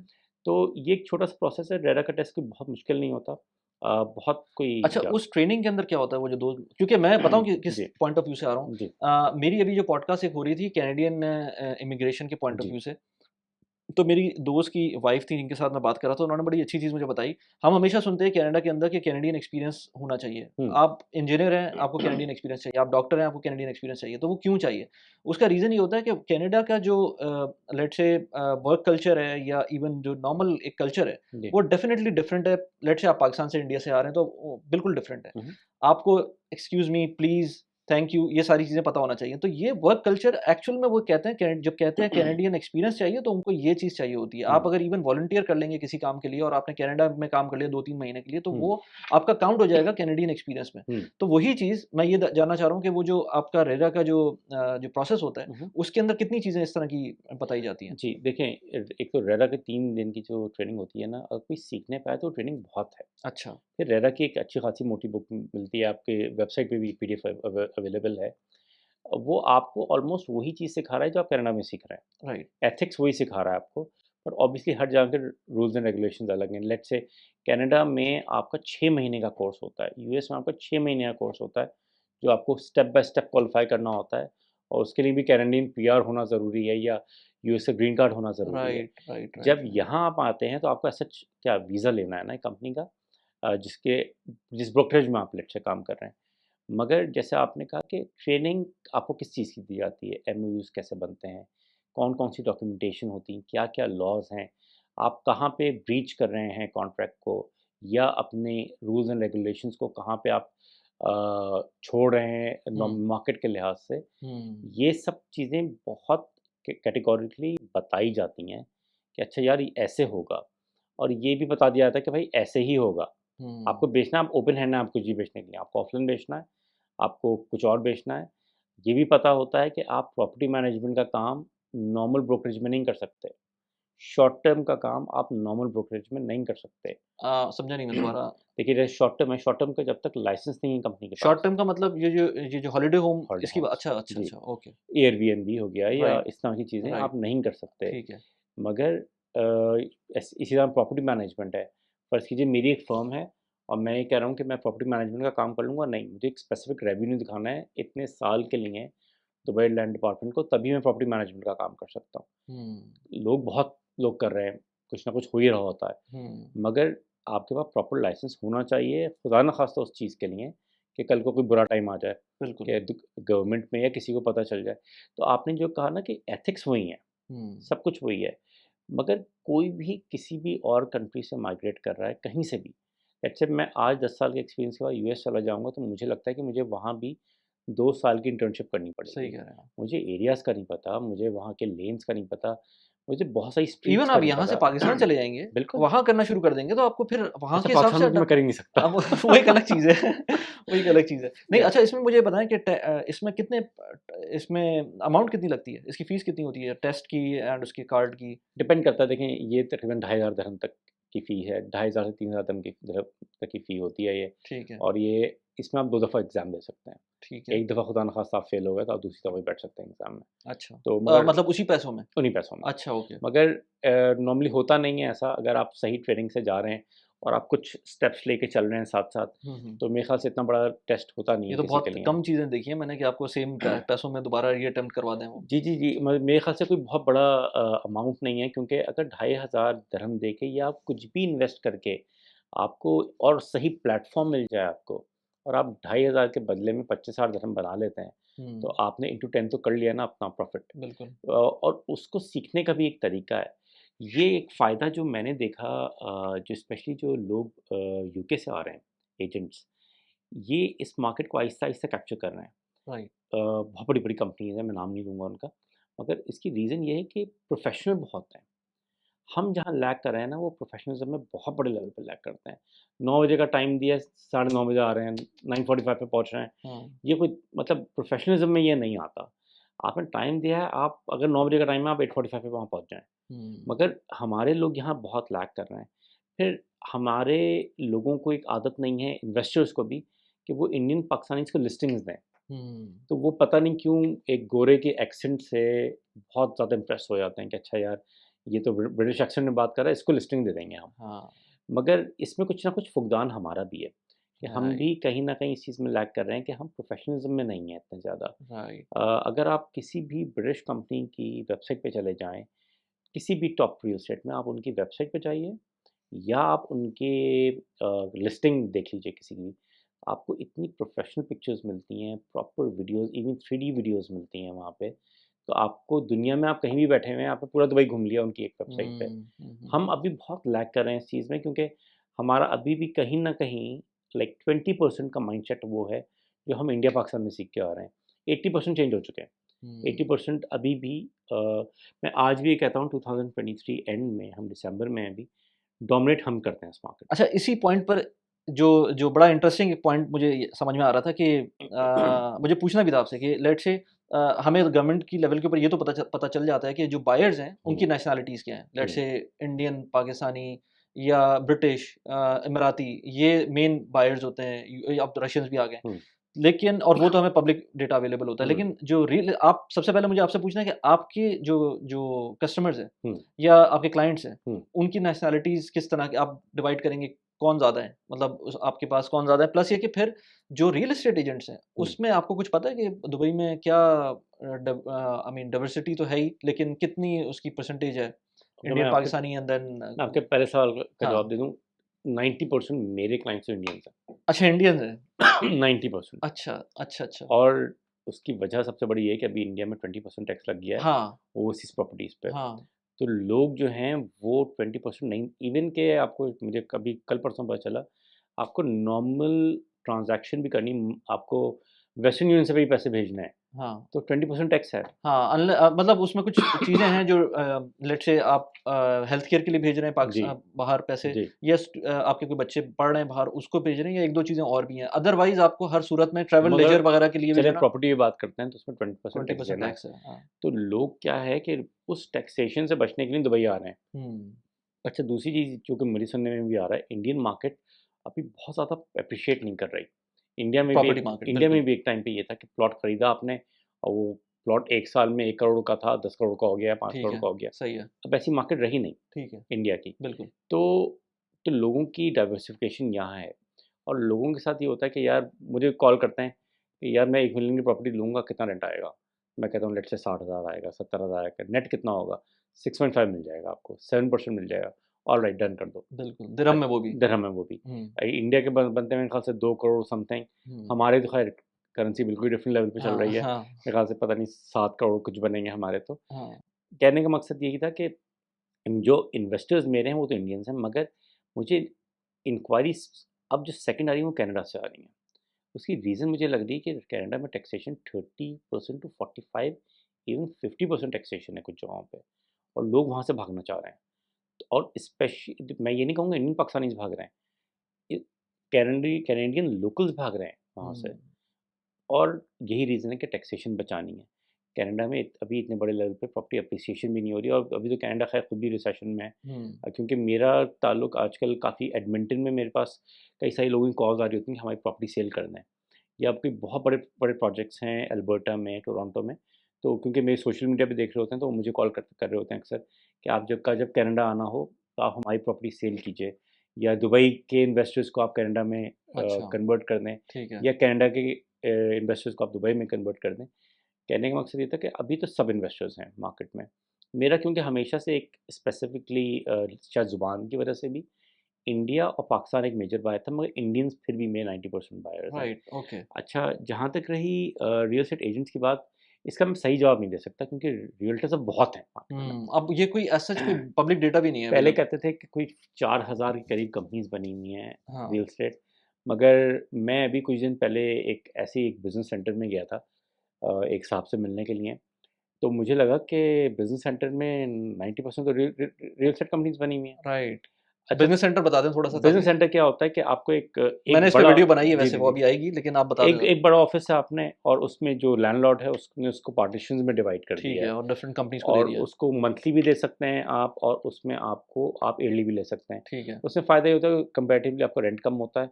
फिर आपको उसमें कॉन्फ्रेंस रूम मिल जाते हैं।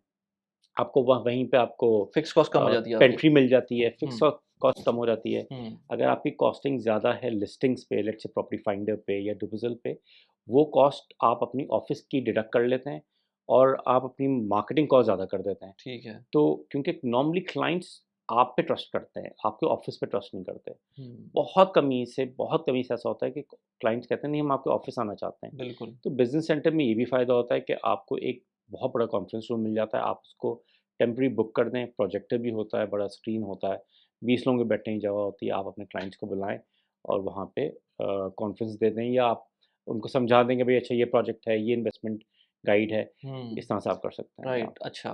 तो सही है, मुझे समझ में आ गया कि इसके अंदर तो कोई पब्लिक डेटा नहीं है, लेकिन आपकी अपनी good thing that I come to know that आपके ज़्यादातर वो इंडियंस हैं। अच्छा, जो नया बंदा आता है, उसके लिए सबसे बड़ा चैलेंज तो ड्राइविंग लाइसेंस का होता है। हुँ, मैं तो वो मुझे लगता है कि मेरे ख़्याल से ख़ास तौर पे रियल एस्टेट एजेंट के लिए तो सबसे इम्पोर्टेंट ये है कि आप जो पैसे लेकर आ रहे हैं 6 महीने के अंदर, वो जो 6 महीने के पैसे हैं उसमें इंक्लूड करें ड्राइविंग लाइसेंस की कॉस्ट, जो कि अच्छी खासी होती है। हुँ, तो how important is that? Because मैंने कुछ लोगों को देखा है जो ड्राइविंग लाइसेंस के बगैर भी कुछ चला रहे होते हैं काम, जी। लेकिन वो सस्टेनेबल नहीं होता। उसमें आपको लाज़मी लाइसेंस मेरे ख़्याल से चाहिए। देखिए दुबई की ना एक अजीब-सी बात ये है कि आपको ना सामने बिल्डिंग दिख रही होती है हाँ।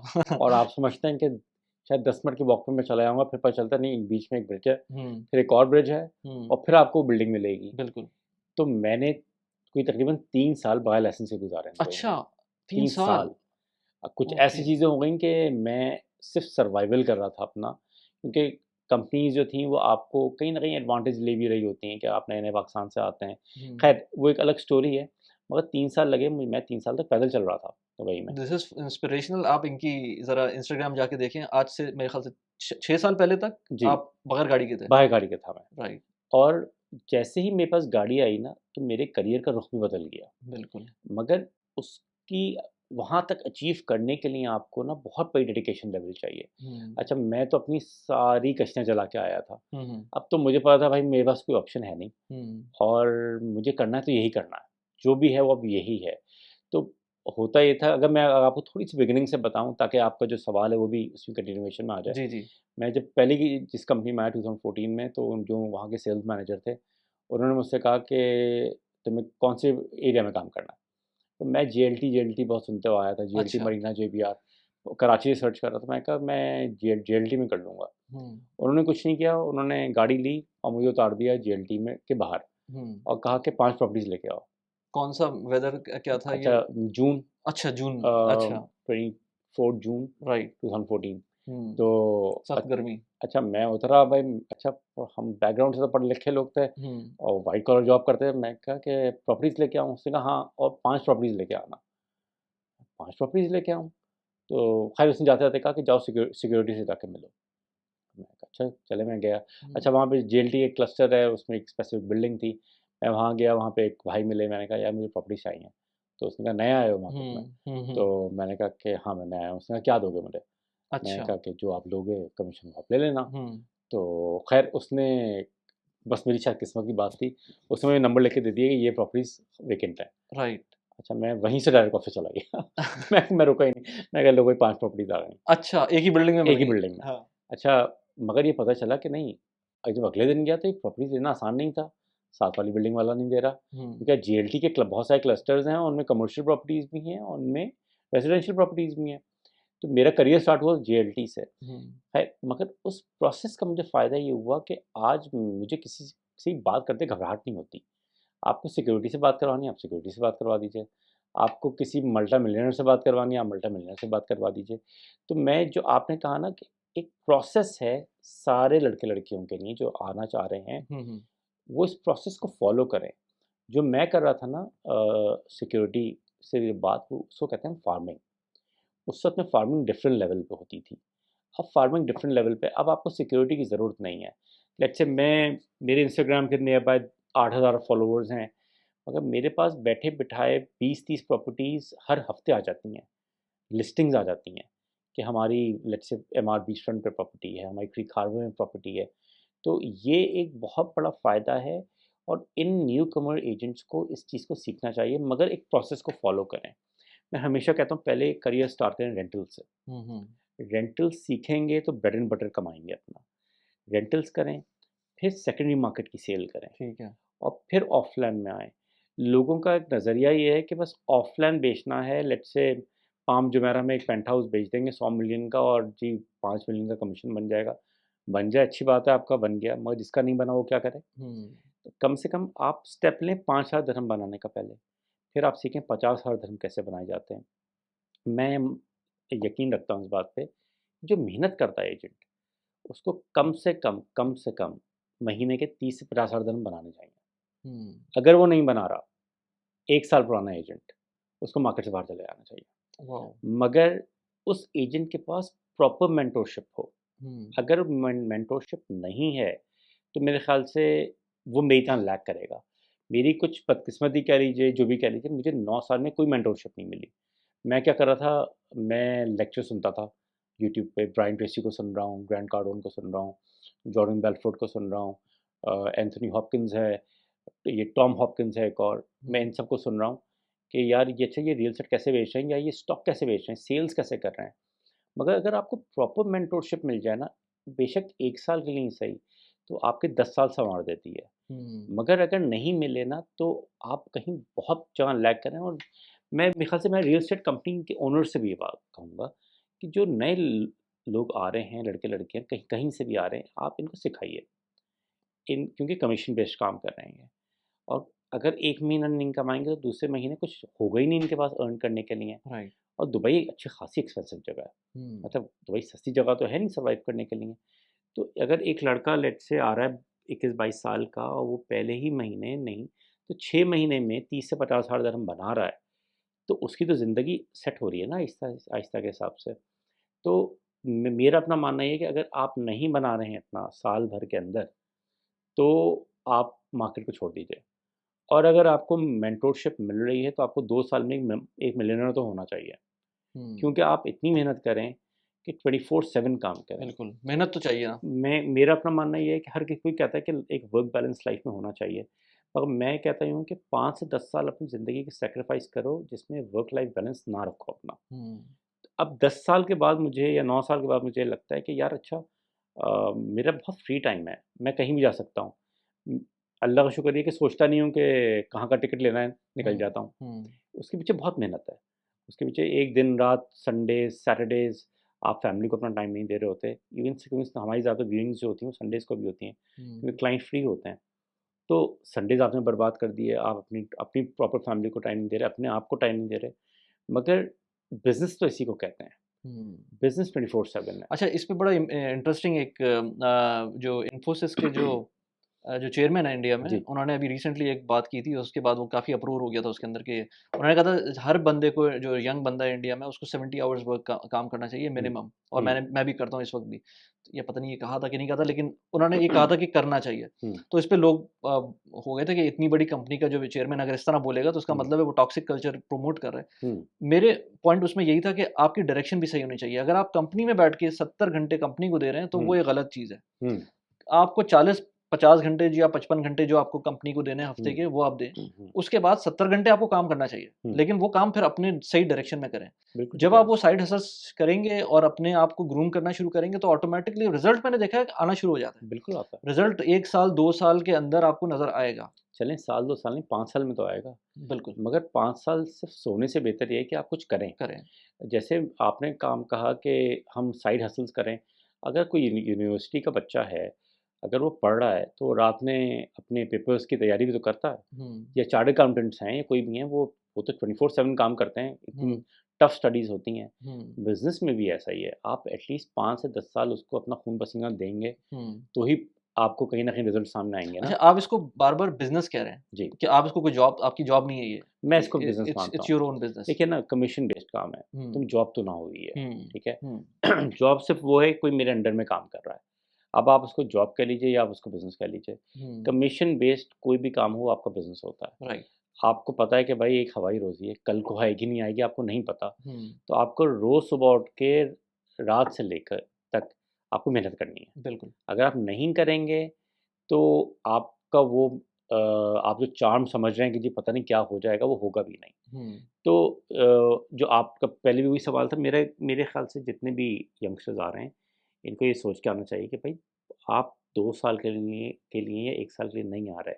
आप किसी भी इंडस्ट्री में आ रहे हैं, आप 5 से 10 साल आइए, पैसा बनाइए अगर इस इंडस्ट्री में रहना चाहते हैं ठीक है, वरना फंड रेज़िंग आपके पास इतनी हो जाती है मिलियन 2 मिलियन 3 मिलियन दिरहम की, इतने दिनों में कि आप कोई और बिज़नेस स्टार्ट कर सकते हैं। हुँ, आप अपने आप को डाइवर्सिफ़ाई कर सकते हैं।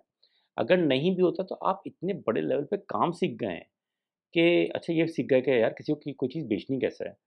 तो आप कहीं भी कुछ भी सीख जाएँगे। आपने शायद एक बुक पढ़ी हो rich Dad Poor dad of course, Robert Kiyosaki. Yes. जब मैंने वो बुक पढ़ी अच्छा मैं उस वक़्त फाइनेंस में था, तो मैं अपनी ही पर्सनल बात बता रहा हूँ आपको। तो मुझे लगा कि यार ये तो कुछ और कह गया और मैं तो इतने दिन से कहीं और ही लगा हुआ था। हुँ, मतलब एमबीए कर लो, सीए कर लो, एसीसी कर लो और एक 50,000 रुपए की या 3 लाख रुपए की जॉब कर लो। जब मैंने वो बुक पढ़ी तो मुझे रियलाइज़ेशन हुई कि यार इसने तो कुछ और कह गया, मैं तो किसी और ही दुनिया में रह रहा हूँ। हुँ, अच्छा उसमें उसने सबसे इम्पोर्टेंट बात ये की कि सबसे इम्पोर्टेंट लाइफ़ में क्या है वो सेल्स। सेल्स मतलब रेवेन्यू। अगर आप रेवेन्यू जनरेट नहीं करेंगे कंपनी के लिए तो कुछ नहीं हो सकता। आप प्रॉफिट एंड लॉस स्टेटमेंट जब देखते हैं, पी&एल स्टेटमेंट, तो आपके पास सबसे पहले क्या आता है? रेवेन्यू। आपने पैसा कितना बनाया है, उसके बाद gross profit, net profit deduct होता है, फिर इक्विटी आपकी निकलती है, मगर सबसे पहले क्या है? रेवेन्यू है। तो फिर मैंने जब उसकी बुक पढ़ी तो फिर मैंने और चीज़ें पढ़ना शुरू की। सेल्फ डेवलपमेंट में बहुत पढ़ा। आप समझिए मैंने पीएचडी कर लिया, अच्छा, पढ़ के। सही, सही। अच्छा, फिर मैंने ब्रायन ट्रेसी को बहुत सुना, मैंने डिफरेंट डिफरेंट जो इन्फ्लुएंसर्स थे सेल्स के, मैंने उनको सुना। फिर मैंने इनकी बुक्स पढ़ना शुरू की, मूवीज़ देखना शुरू की, तो मुझे पता चला कि अच्छा, फाइनेंस के अलावा या डॉक्टर बनने के अलावा भी कोई और इंडस्ट्री है अच्छा, जो हैविंग या हैविंग सेड दैट या ऐसा नहीं है कि आप मतलब आपको पढ़ना नहीं चाहिए। ऑफ हुँ, कोर्स आपको डिग्री भी लेनी चाहिए। हुँ, आजकल जिस तरह लोग कहते हैं कि डिग्री हुँ, ना लें, बेकार है। हुँ, मेरे ख्याल से डिग्री लेना चाहिए हुँ, और साथ में कोई मना नहीं कर रहा आपको कि कुछ और करते रहें आप। हुँ, या उसके बाद आप वही चीज़ करें जो अगर आप Ali I don't know if you know Ali Abdal. जी, जी। अली अब्दाल मतलब एक कैम्ब्रिज का डॉक्टर, हुँ, हुँ, जो उसने कुछ नहीं तो मेरे ख्याल से 4 से 5 साल प्रैक्टिस की हुँ, हुँ, अपनी डॉक्टर, और उसके बाद उसने उस टाइम पर अपनी जर्नी को छोड़ा, जिस टाइम पर वो कहता है आई थिंक कोई 60,000 पाउंड्स पर ईयर की उसकी जॉब थी हुँ, बीइंग अ डॉक्टर, हुँ, और एट द सेम टाइम उस वक़्त 1 मिलियन पाउंड वो पहुँच गया था थ्रू यूट्यूब। हुँ, तो उस टाइम पर उसने फिर यूट्यूब की तरफ चला गया और उसने 60,000 पाउंड की डॉक्टरी की जॉब, जो कि उसने कैम्ब्रिज से पढ़ी थी, हुँ, वो छोड़ दी। हुँ, तो you can go either way, कहीं भी आप जा सकते हैं। आपको ज़रूरी नहीं कि आपको डॉक्टर बन गए हैं तो आपकी ज़िंदगी के साथ ये लग गया है कि आपको डॉक्टरी ही पढ़नी है। बिल्कुल, बन जाएँ डॉक्टर, बिल्कुल, लेकिन आप साथ में और क्या कर सकते हैं, स्काई इज़ द लिमिट। बिल्कुल। आप रियल एस्टेट एजेंट बन सकते हैं। मैंने कुछ लोगों को देखा है, बीइंग डॉक्टर वो रियल एस्टेट एजेंट हैं। हुँ, इंजीनियर्स को तो भरे पड़े हैं हर तरह की, मतलब हम पाकिस्तान के अंदर देखते हैं तो इंजीनियर्स तो आपको कॉमेडियन भी मिलेंगे, आपको यूट्यूब करते हुए मिलेंगे, सब हर तरह के लोग मिलेंगे। कुछ भी कर सकते हैं उसके बाद आप। लेकिन शर्त वही है कि आपको जो भी काम करें वो मेहनत से करें। देखिए आपने एक स्पेसिफिक सैलरी बताई 60,000 पाउंड की। 60,000 पाउंड मैक्सिमम यहाँ के बनते हैं 240 के यस, एईडी, अगर हम यस, इंटू 4 कर देते हैं अभी के यस, हिसाब से। यस। एक रियल्टर को हाँ, उससे 240 के तो साल का हो गया ये, साल का हो गया plus taxation, plus tax, minus tax है। Minus taxation. हाँ, आप 240 के या 250 के नेट टू यू दुबई में लेके जा रहे हैं एज अ रियल्टर अपने टाइम के हिसाब से, हुँ, तो वो बेहतर है या कोई और सैलरी बेहतर है? मैं हुँ। अक्सर लोगों और को इसमें समझ ये भी नहीं कि जी, आप यहाँ अटक जाएँगे, इसमें जी। ग्रोथ भी होगी। आप ज़रूरी नहीं 240 के बनाएँ, आप 2.4 मिलियन भी बना सकते हैं। हुँ, अगर आप हार्ड वर्क कर रहे हैं और आपकी किस्मत भी साथ-साथ दे रही है, तो या आप प्रॉपर प्रोसेस को फ़ॉलो कर रहे हैं, तो आप बना सकते हैं। ऐसा नहीं कि आप नहीं बना सकते। और अगर क्लाइंट आप पे ट्रस्ट करने लगा ना, तो क्लाइंट भी आपको खुशी-खुशी देता है। हुँ, क्लाइंट भी कहता है कि यार इसने मुझे सर्विसेज़ कितनी अच्छी दी हैं। मेरे कुछ 3-4 अपने जो पुराने क्लाइंट्स इतनी इंडस्ट्री में बने, आपके 3-4 लॉयल क्लाइंट्स होते हैं, इन्वेस्टर्स होते हैं। हुँ, वो आप पे ऐसा अंधाधुंध ट्रस्ट करते हैं कि आपसे कहते हैं कि यार जो मर्ज़ी तुम खरीद लो, बिल्कुल, मुझे दिलवा दो। बिल्कुल। अब मगर ये प्रोसेस है पूरा, आप हुँ, इस प्रोसेस को फ़ॉलो अगर नहीं करेंगे, तो आप कुछ नहीं कर सकते। मैं आपकी 2-3 सवालों से पहले की बात अभी भी वो उसको समझाने की कोशिश कर रहा हूँ कि आप पहले रेंटल्स करें, एरिया को पकड़िए, फार्मिंग करें, फार्मिंग के बाद आप ऑफ़लैंड में आइए। जब तक आप ये प्रोसेस फ़ॉलो नहीं करेंगे और फिर दोनों को एक साथ चलाएँ, क्योंकि आपके पास भी 9 घंटे हैं, मेरे पास भी 9 घंटे हैं, आपके पास भी 24 घंटे हैं, मेरे पास भी 24 घंटे हैं। अब मैं उन 24 घंटों को कैसे यूटिलाइज़ कर रहा हूँ? देखिए, अब हम रात के 11 बजे बैठ के पॉडकास्ट कर रहे हैं ना, हुँ, नहीं चाहें तो नहीं करें, हुँ, मगर डेडिकेशन है, हम कर रहे हैं। हुँ, अब लोग हैं नहीं, उनको नहीं करना काम, ये 5 घंटे काम किया, 4 घंटे काम किया और अपने घर पे जाके बैठ गए। फिर बाद में कंप्लेन करेंगे, नहीं पैसा नहीं है, हुँ, नहीं ये नहीं है। आप अपने 10 साल करियर के किसी भी करियर में हो, बिल्कुल। आप किसी भी करियर में, मेरा मानना ये है, जब मैं चार्टर्ड अकाउंटेंसी कर रहा था, तो अब कराची में तो लाइट भी नहीं होती। हुँ। हम तो ये मोमबत्तियों में बैठ के पढ़े होते, तो मैं अपनी अम्मी से कहता था कि मैं बताऊँगा बड़े होके कि भाई मैं तो मोमबत्ती में पढ़ता था। हाँ, हालाँकि उस वक़्त में अल्लाह का शुक्र लाइट तो होती थी, हाँ, कभी-कभी लाइट जा जा चली जाती थी। हाँ। मगर मैं आपको बात बता रहा हूँ 2005-6 उस टाइम पे उस टाइम जाती भी की, थी उस ज़्यादा। टाइम में बहुत जाती थी। हाँ, मगर आप किसी भी करियर में हो, आपको इतनी ही डेडिकेशन देनी पड़ती है। अगर आप नहीं देंगे, और मैं अक्सर लोगों से कहता हूँ, अगर मैं बन सकता हूँ सेल्समैन, अगर मैं रियल्टर बन सकता हूँ, कोई भी बन सकता है लाइफ बीइंग में। Shy, being shy, being a little bit of introvert, right, क्योंकि इस फ़ील्ड में आपको बहुत बड़े लेवल पे एक्स्ट्रोवर्ट होना ज़रूरी है, मगर मैं नहीं मानता इस बात को। राइट। मुझे लगता ये है कि इस फ़ील्ड में इंट्रोवर्ट ज़्यादा कामयाब है।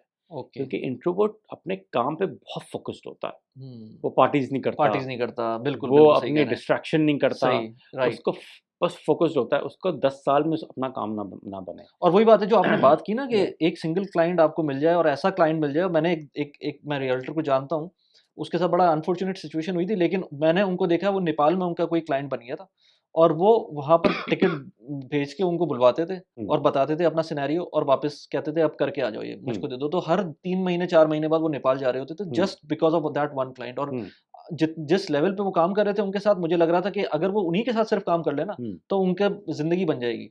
बिल्कुल। इसके अलावा 10,000 काम और कर रहे थे वो। जी, बिल्कुल देखें आपको किसी भी बिज़नेस में कह लीजिए या आपको किसी बिज़नेस में इन्वेस्टर्स चाहिए हों या किसी बिज़नेस में क्लाइंट चाहिए हों, आपको इन्वेस्टर्स भी 3-4 से ज़्यादा नहीं चाहिए होते। इसी तरह से आपके जो मेन क्लाइंट्स हैं, वो भी आपके इन्वेस्टर्स हैं। वो आपको भी प्रॉफ़िट बना के दे रहे हैं और खुद भी प्रॉफ़िट आपको आपसे श्योरिटी माँग रहे हैं कि यार तुम मुझे प्रॉफ़िट बना के दोगे। मुझे ये आपने जो यूनिवर्सिटी लेवल की बात की कि पढ़ना चाहिए या नहीं, मेरे ख़्याल से आपको बेसिक अकाउंटिंग हमेशा आनी चाहिए। हुँ, जो रॉबर्ट कियोसाकी भी कहता है, 2 कॉमन फ़ील्ड्स हैं जो बहुत कॉमन है बिज़नेस के लिए, हुँ, एक सेल्स और एक अकाउंटिंग। हुँ, हुँ, अकाउंटिंग क्योंकि आपको नंबर्स आने चाहिए। आपको नंबर्स आते हैं तो आप कैलकुलेशन करके आपको कैलकुलेटर की ज़रूरत नहीं पड़ेगी। आप वहीं कैलकुलेट करके बता देंगे अच्छा यार ये ऐसे होगा, ऐसे होगा। बिल्कुल। अब कुछ प्रॉपर्टीज़ हैं जो पोस्ट डेट मिल रही हैं अभी मार्केट में, रेडी प्रॉपर्टी है, उसको 10 साल का पेमेंट प्लान दे रहे हैं, 5 साल का पेमेंट प्लान दे रहे हैं। अब कोई मुझसे पूछता है यार पहले साल का रिटर्न कितना होगा? तो मैं कहता हूँ कि आप इतना देंगे 21% मिल जाएगा। उसके क्योंकि हिसाब वो से तो आपने बाद में पे तो स्लोली एंड बाद ग्रेजुअली में करा पे है ना? करना है, मगर करते-करते भी एंड में भी 7% रह जाएगा। हुँ, तो आप इतने साल में इतना बना लेंगे। तो लोगों को बात समझ में आ रही होती है कि ये अच्छा यार इसने इतनी कैलकुलेशन कैसे की? फिर वो अपनी मैथ्स कर रहे होते हैं, कहते हैं नहीं ये बंदा तो बिल्कुल ठीक बात कर रहा है। हुँ, तो हाँ, एजुकेशन का फ़ायदा हर जगह पे है, मगर मुझे फिर भी ऐसा लगता है कुछ स्पेशली पाकिस्तानी यूनिवर्सिटीज़ में, मुझे ऐसा लगता है बहुत प्रैक्टिकल नॉलेज नहीं दी जा रही। हुँ, प्रैक्टिकल नॉलेज की हमें बहुत ज़रूरत है और प्रैक्टिकल नॉलेज आती है आपके पास बुक से हुँ। या बुक से नहीं आती तो आप जाएँ बुक्स वो वाली बुक्स नहीं जो कोर्स की बुक हों, जो नहीं, आप नहीं जैसे फ़र्ज़ कीजिए कि मैं कुछ किताबें यहाँ पे भी लाया हुआ हूँ हाँ, हाँ। सिर्फ़ आपके व्यूअर्स को दिखाने के लिए कि मैं खुद बहुत बुक्स पढ़ता हूँ। हुँ, हुँ, क्या होता है इन बुक्स का फ़ायदा कि आपको पर्सनली बहुत फ़ायदा मिल रहा होता है, बहुत आइडियाज़ मिल रहे होते हैं।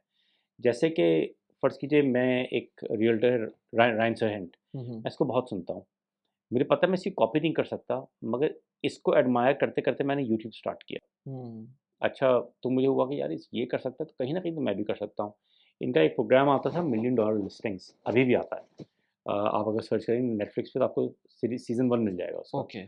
तो मैंने अपने चैनल का नाम रखा मिलियन दिरहम धर्म लिस्टिंग, लिस्टिंग्स। अच्छा वहाँ से है तो ये। उससे लोग लोग जो भी सुन रहे होते हैं उनको कहते हैं ये नाम तो बड़ा इम्प्रेसिव है। वो इसीलिए क्योंकि आप अपने आप को जब मार्केट में एक्सपोज़ नहीं करेंगे, तो मार्केट में चलेंगे कैसे? तो फिर वही मैं कहूँगा बार और इसी पॉडकास्ट में कई दफ़ा रिपीट कर रहा हूँ कि आप प्रोसेस को फ़ॉलो कीजिए हुँ, और एक मेंटर बेशक पेड मेंटर क्यों ना हो, हुँ। आप उसको साथ रखें। आप क्योंकि वो पेड मेंटर आपका करियर बना के दे रहा है। यूनिवर्सिटी आपको एक कागज़ दे देती है। ये कुछ दिनों पहले बात भी हुई थी एक और पॉडकास्ट पे मैं सुन रहा था कि जो इंटर्नशिप्स होती हैं हम उनको टैबू समझते हैं हुँ, अनपेड इंटर्नशिप्स को। हुँ, लेकिन मेरे ख़्याल से और वो बंदा भी यही कह रहा था कि अगर आप सही जगह पे इंटर्नशिप कर रहे हैं, हुँ, तो भले आपको पैसे भी देने पड़े और चले हुँ, पैसे ना भी देना पड़े, आपको अपना फ्यूल लग रहा है, आप हुँ, वहाँ जा रहे हैं, टाइम हुँ, लगा रहे हैं अपना, वो जितना भी टाइम है आपका वो बहुत बड़ी इन्वेस्टमेंट हो रही है जो उस टाइम हुँ, पर। अब मैं अभी भी सोचता हूँ मैं आज से 25 साल पहले चला जाऊँ, 20 साल पहले चला जाऊँ, जब मैंने पहली जॉब की थी, वो भी इंटर्नशिप थी। हुँ, वो मुझे आज तक याद है और हुँ, उसमें जो मुझे वैल्यू मिली थी, जो मैंने जितनी तेज़ी से मैंने उसमें सीखा था हुँ, डिफरेंट चीज़ों को, वो मैंने हुँ, शायद फिर जॉब के अंदर उस तरह से नहीं सीखा। हुँ। अच्छा, मुझे इसमें एक चीज़ और आपसे पूछनी है कि ख़वातीन का क्या रोल होता है? कितनी रियल एस्टेट के अंदर आती हैं जो लड़कियाँ होती हैं, चाहे यंग हो, चाहे जो एक्सपीरियंस लेकर आ रही हों, तो वो उनका क्या रेशियो है? और यूएई के अंदर ख़ास तौर पे क्योंकि इतना फ्रेंडली कंट्री है, इतना सेफ कंट्री है, तो उसके अंदर कितना उनको फ़ायदा होता है लेडीज़ को? देखिए, पहले आप कह सकते हैं 10-12 साल पहले की शायद इतनी लेडीज़ नहीं होंगी मार्केट में, मगर अब अगर आप किसी भी ब्रोकरेज हाउस में जाएँ तो आपको 50-50 का रेशियो मिल रहा है अच्छा 50-50 का रेशियो है। और पूरी दुनिया से आ रही हैं हुँ, ख़वातीन। तो क्योंकि एक दुबई में एक ख़ासियत ये भी है कि यहाँ पे लेडीज़ के लॉज़ भी अच्छे हैं, रिस्पेक्ट भी बहुत बड़े लेवल पे दी जाती है। हुँ, आपको कोई खतरा नहीं है किसी चीज़ का। तो ख़वातीन भी अपने आप को बहुत ओपनली मार्केट में लेके आती हैं कि एज़ अ रियल्टर कि वो प्रॉपर्टी मार्केट बेच सकती हैं। और फिर थोड़ी-सी सेइंग ख़वातीन की होती भी ज़्यादा है, क्योंकि लोग आप पे तो कुछ भी कह सकते हैं, आपको चिल्ला सकते हैं। मगर ख़वातीन को तो नहीं कह सकते ना। मगर आपका जो सवाल था वो ये कि मेरे ख़्याल से मार्केट सबके लिए ओपन है राइट। और आना चाहिए, स्पेशली जो बिल्कुल नई ग्रेजुएट्स निकल रही हैं, इवन मैं कहता हूँ इंटर करके भी निकल रही हैं। मेरी अपनी कोलीग थी, ऑब्वियसली मैं नाम नहीं ले सकता पॉडकास्ट पे, वो 2017 में उन्होंने जॉइन किया था। माशाल्लाह से उनकी अभी शॉर्ट टर्म कंपनी भी है, जो कि एयरबीएनबी बेस्ड कंपनी है, उनकी ब्रोकरेज कंपनी भी है। और बिल्कुल पंजाब की किसी छोटे से गाँव से उठ के आई थी और वो आज एक अच्छा ठीक-ठाक बिज़नेस चला रही हैं दुबई में बैठ के।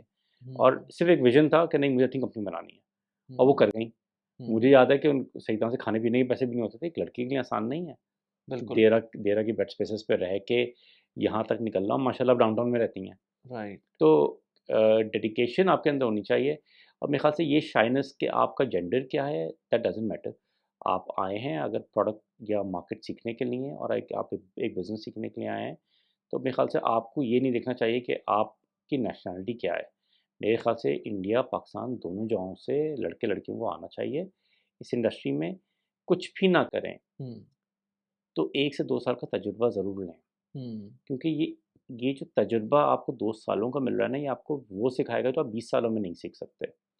तो ये मैं ज़रूर कहूँगा हाँ, सबको आना चाहिए। या तो इसमें मतलब मसला ये है ना कि ये जो फ़ील्ड है फॉर सम रीज़न हुँ, और मुझे समझ नहीं आता कि क्यों हुँ, वो जब कोई भी बात करता है कि अच्छा रियल एस्टेट एजेंट बन हुँ, रहे हैं आप, तो हुँ, वो for some reason that becomes a taboo. Hmm, ख़ास तौर पे नए लोग के लिए हुँ, मतलब अगर आप फ़र्ज़ करें इंजीनियर बन रहे हैं हुँ, या डॉक्टर बन रहे हैं हुँ, या बिज़नेस पढ़ रहे हैं या आप कॉमर्स पढ़ रहे हैं, कुछ भी पढ़ रहे हैं, चार्टर्ड अकाउंटेंट बन रहे हैं हुँ, और आप फिर साथ में बोलें कि मुझे रियल एस्टेट एजेंट बनना है, तो वो हुँ, तो आउटराइटली मेरे ख़्याल से किसी भी फ़ैमिली के अंदर वो फ़ौरन मना हो जाएगा हुँ, कि ये क्या कर रहे हो? क्या हुँ, लड़की हो चाहे वो लड़का हो।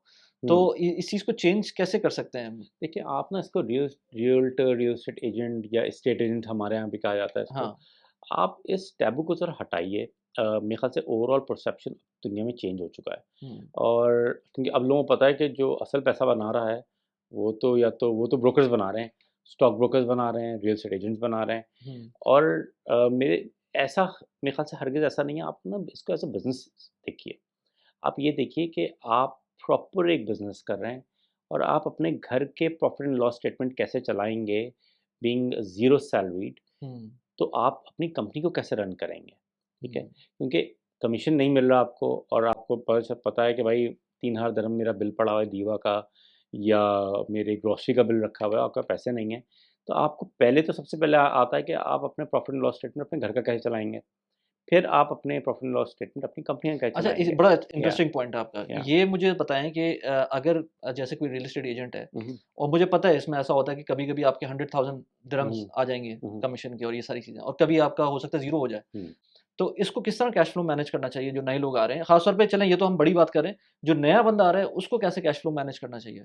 ओके देखें, एक तो पहले से माइंडसेट बना के आइए कि आपकी सैलरी नहीं है, हुँ, तो 1 महीने कुछ भी नहीं हो सकता है, 1 महीने कुछ भी नहीं हो सकता। ठीक है। अब ये कैश फ्लो आपको मैनेज करना होता है, लेट्स से आपने अपना बजट बना लिया कि भई मेरा बजट है 5000 दिरहम का या 10,000 दिरहम का, मैं इससे ऊपर नहीं बढ़ूँगा, ठीक है? अब होता ये है कि आप सबसे पहले कोशिश ये कीजिए कि अपने 6 महीने का किसी बैकअप बना लें, काम करते हुए। लेट्स से आपने कोई इतना बड़ा रेंटल कर लिया जिसमें आपको 1 लाख का कमीशन बन गया या आपने कोई बहुत बड़ी सेल कर ली जिसमें आपको 1 लाख का कमीशन बन हुँ, गया। हुँ, उस बैकअप को साथ-साथ ज़रूर रखें। लोग क्या करते हैं, जो बहुत बड़ा ड्रॉबैक है, लोग क्या करते हैं कि जी मस्टैंग खरीद ली।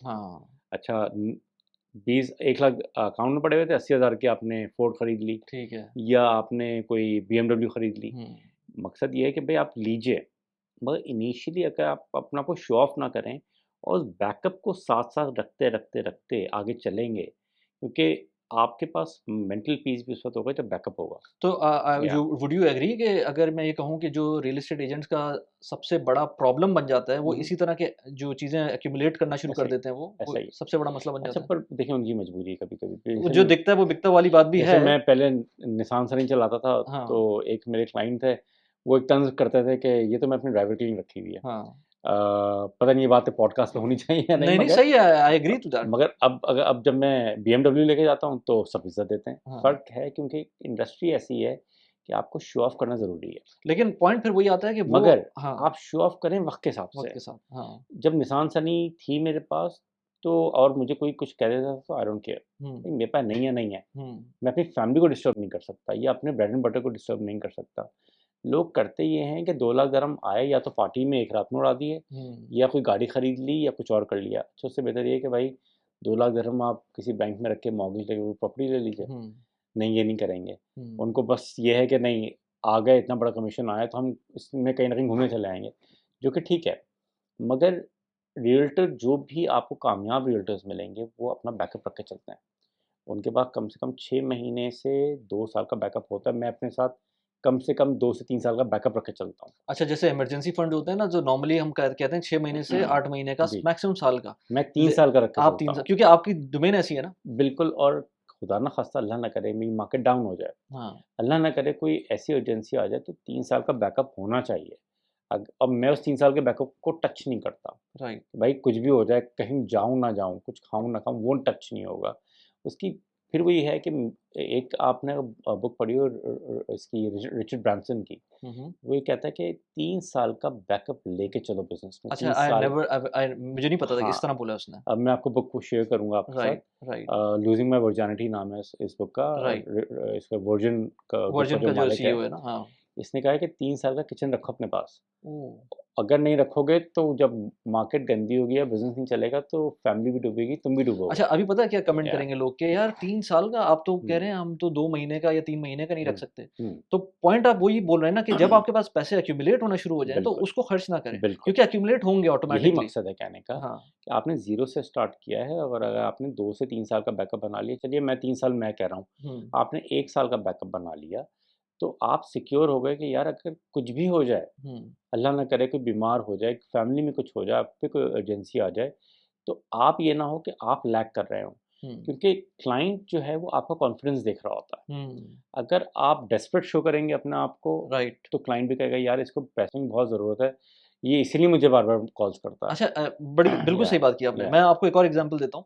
मुझसे लोग कहते हैं कि why don't you just quit now your hmm, office. हुँ, मैं उनसे ये बोलता हूँ कि यार देखो, मैं इस वक़्त जो भी काम कर रहा हूँ ना, मैं हुँ, एक कॉन्फिडेंस के साथ कर रहा हूँ। हुँ, क्योंकि मेरी डे जॉब भी है, हुँ, मेरा यूट्यूब भी है, मेरे पास कोई ब्रांड आती है तो मैं उसको स्ट्रेट अवे मना कर देता हूँ। अगर मुझे जो है ना कोई क्रिप्टो की ब्रांड आती है, मैं हुँ, कभी भी उसको नहीं करता। हुँ, लेकिन अगर मेरी जॉब नहीं होगी हुँ, और मेरे पास बैकअप नहीं होगा, फिर मेरा जो स्टाइल होगा ना वो चेंज हो चुका होगा। बिल्कुल ऐसा फिर ही है, मैं उसके अंदर कुछ भी कर सकता हूँ। बिल्कुल ऐसा ही that should I am not willing to go to that level. और ये बिल्कुल। बिल्कुल आप सही कह रहे हैं, वन्स आप कॉन्फिडेंस होते हैं, पीछे आपके पास कॉन्फिडेंट होता है ना, तो आप सामने क्लाइंट को जब कॉन्फिडेंस शो करते हैं, अगर आप डील से बैक ऑफ करना चाहते हैं, आप कर सकते हैं। Hmm, you have the potential to do that. लेकिन अगर आपके पास, आपको पता है अगले पैसे नहीं है ये वाले, हुँ, तो मैं फँस जाऊँगा, हुँ। फिर आप शेकी हरकतें भी करना शुरू कर सकते हैं। देखिए जितने कि हमारी topic basically real estate agents का है, मैं हमेशा ये कहता हूँ जो भी न्यूकमर्स हैं, ये 3 साल से 5 साल का विज़न बना के आएँ और 3 से 5 साल के बाद शो ऑफ करना शुरू करें। क्योंकि अगर उससे पहले करेंगे तो ये करियर में ना कुछ सीख रहे होते हैं और एक साथ ही डॉट चार्जर आपने निकाल ली जो कि निकालने में कोई गलती नहीं है, मगर आपको उसका फ्यूल भी बाद बाद में पे करना है। आपको उसकी मेंटेनेंस कॉस्ट भी निकालनी है। बिल्कुल। मगर आप करें शो ऑफ मगर 3 से 5 साल के बाद करें क्योंकि एक नॉर्मल करियर भी आप उठा लीजिए अगर लेट्स से चार्टर्ड अकाउंटेंसी उठा लीजिए, इंजीनियरिंग उठा लीजिए, आपको 3 से 5 साल लगते हैं उस करियर में या कभी-कभी 10 साल भी लग जाते हैं उस करियर में चैंपियन बनने में। अच्छा हसन भाई, it was a insightful conversation जो मुझे अभी तक लगी है। कुछ लोगों को भी डेफ़िनेटली पता चला होगा इसके अंदर चीज़ों के बारे में, जो दुबई रियल एस्टेट और overall agent, as an agent अगर काम करना है। तो अगर आप मुझे, मैं आपसे बोलूँ 10 से 15 मिनट के अंदर मुझको अपनी लाइफ़ की समरी बताएँ, हुँ, क्योंकि इसके अंदर बड़ी इंटरेस्टिंग चीज़ें थी जो आपने बताई कि आज से सिर्फ़ 7 साल पहले आपके पास गाड़ी भी नहीं थी और जी, अब आपके पास माशाल्लाह से आपका इंस्टाग्राम देख के पता चल जाएगा। जी। तो मुझे फिर ज़रा बताएँ कि आपने कौन-कौन सी मोटिवेशंस ली हैं, और अगर समराइज़ कर दें सारी चीज़ों को जो आपने बात की है। ठीक है। अच्छा देखें जहाँ तक मेरी जर्नी की बात हो मैंने इससे पहले आपको पॉडकास्ट पे कई सारी चीज़ें बताई। हुँ, मगर मेरे हिसाब से सबसे इम्पोर्टेंट आपको लाइफ़ में है कि आप सेल्फ डेवलपमेंट पे कैसे काम कर रहे हैं। आप अपने ऊपर कैसे इन्वेस्ट कर रहे हैं सबसे इम्पोर्टेंट है। ठीक है। बेशक आपको 3 साल कुछ ना मिले, आप लॉस में हो मगर वो जो आप रेगुलर बेसिस पे अपने आप को इम्प्रूवमेंट में लेके आ रहे हैं, वो सबसे इम्पोर्टेंट है। मैं आपको अपनी एक पर्सनल टच दूँ, मैंने आपसे पहले भी डिस्कस किया इस बात को हुँ, हुँ। कि एक डील थी जिसमें मेरा कमीशन बन रहा था कोई 3 मिलियन दिरहम का। अच्छा, डील अच्छा, डील डन हो गई। अच्छा। ये बात बता रहा हूँ मैं आपको, 2017 रमज़ान, मई में रमज़ान था उन दिनों में। हाँ, डील डन हो गई, सब कुछ हो गया और सिर्फ़ हमारा कमीशन आना बाकी रह गया था और मेरी जुलाई में शादी थी। अच्छा। सॉरी, 1st ऑफ अगस्त को मेरी शादी थी। अच्छा, मैं सोच रहा था यार इतनी बड़ी डील हो गई, अब तो कोई प्रॉब्लम नहीं, वाइफ़ को यहाँ लेके आऊँगा और थोड़ा ज़रा स्मूथली लाइफ़ जी लूँगा। हुँ। अच्छा, पता ही चला कि अगस्त तक शादी के बाद कोई 15-16 अगस्त थी, उसको पता चला कि वो डील कैंसल हो गई। ओह!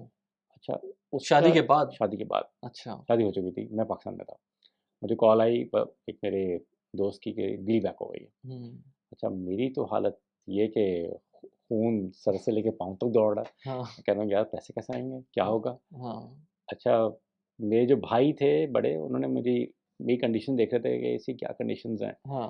तो कहने लगे मुझे लगा तुम्हें शुगर हो गई है, मैं तुम्हें चेक करता हूँ। अच्छा, जब उन्होंने चेक की तो वाक़ई उन्होंने आपको देख के बता दिया वो कि देख के बता दी क्योंकि वो खुद भी डायबिटिक हैं। तो आपको तो डायबिटिक ऐसी चीज़ तो नहीं है कि फ़ौरन हो जाए?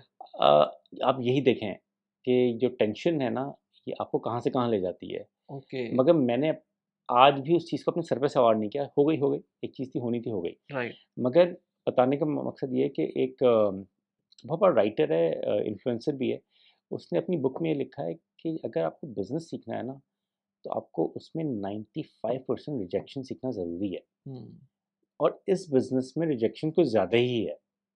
क्लाइंट आएगा आपसे प्रॉपर्टी देखने के लिए, वो 10 एजेंट्स और भी देखेगा, फिर आपके पास आएगा, फिर किसी और से ले लेगा बिल्कुल, और बिल्कुल आप ऐसा हो सकता सुहाने है। ख्वाब से लाके बैठे होते हैं हाँ, कि मेरा इतना बड़ा कमीशन आ जाएगा, जो कि आ भी जाता है कभी-कभी। हुँ, मगर क्योंकि 2017 में मेरे 3 साल हुए थे इस मार्केट में और बहुत स्ट्रगलिंग फेज़ में था, तो मैं सोच रहा था यार 2.44 मिलियन आएगा, तो अपनी डेवलपमेंट पाकिस्तान में स्टार्ट कर दूँगा। हुँ, अच्छा, उस वक़्त के पता नहीं कोई 10 करोड़ के करीब बन रहे होंगे उस टाइम पे। ख़ैर, मकसद कहने का ये था कि आप ये ना करें कि आप ना आपको खुद डायबिटिक पेशेंट बना लें, सही, मगर रिजेक्शन लेने के लिए तैयार रहें। राइट, हर दिन की 1-1 मिनट की रिजेक्शन है, मगर सेल्समैन जो होता है ना, स्पेशली रियल एस्टेट एजेंट्स होते हैं, उनका 1-1 मिनट बहुत कीमती है। आप 1-1 मिनट पे पैसा बना सकते हैं आप चाहें। आप पर डे 9000 दिरहम बना सकते हैं और आप पर मंथ भी 9000 दिरहम बना सकते हैं।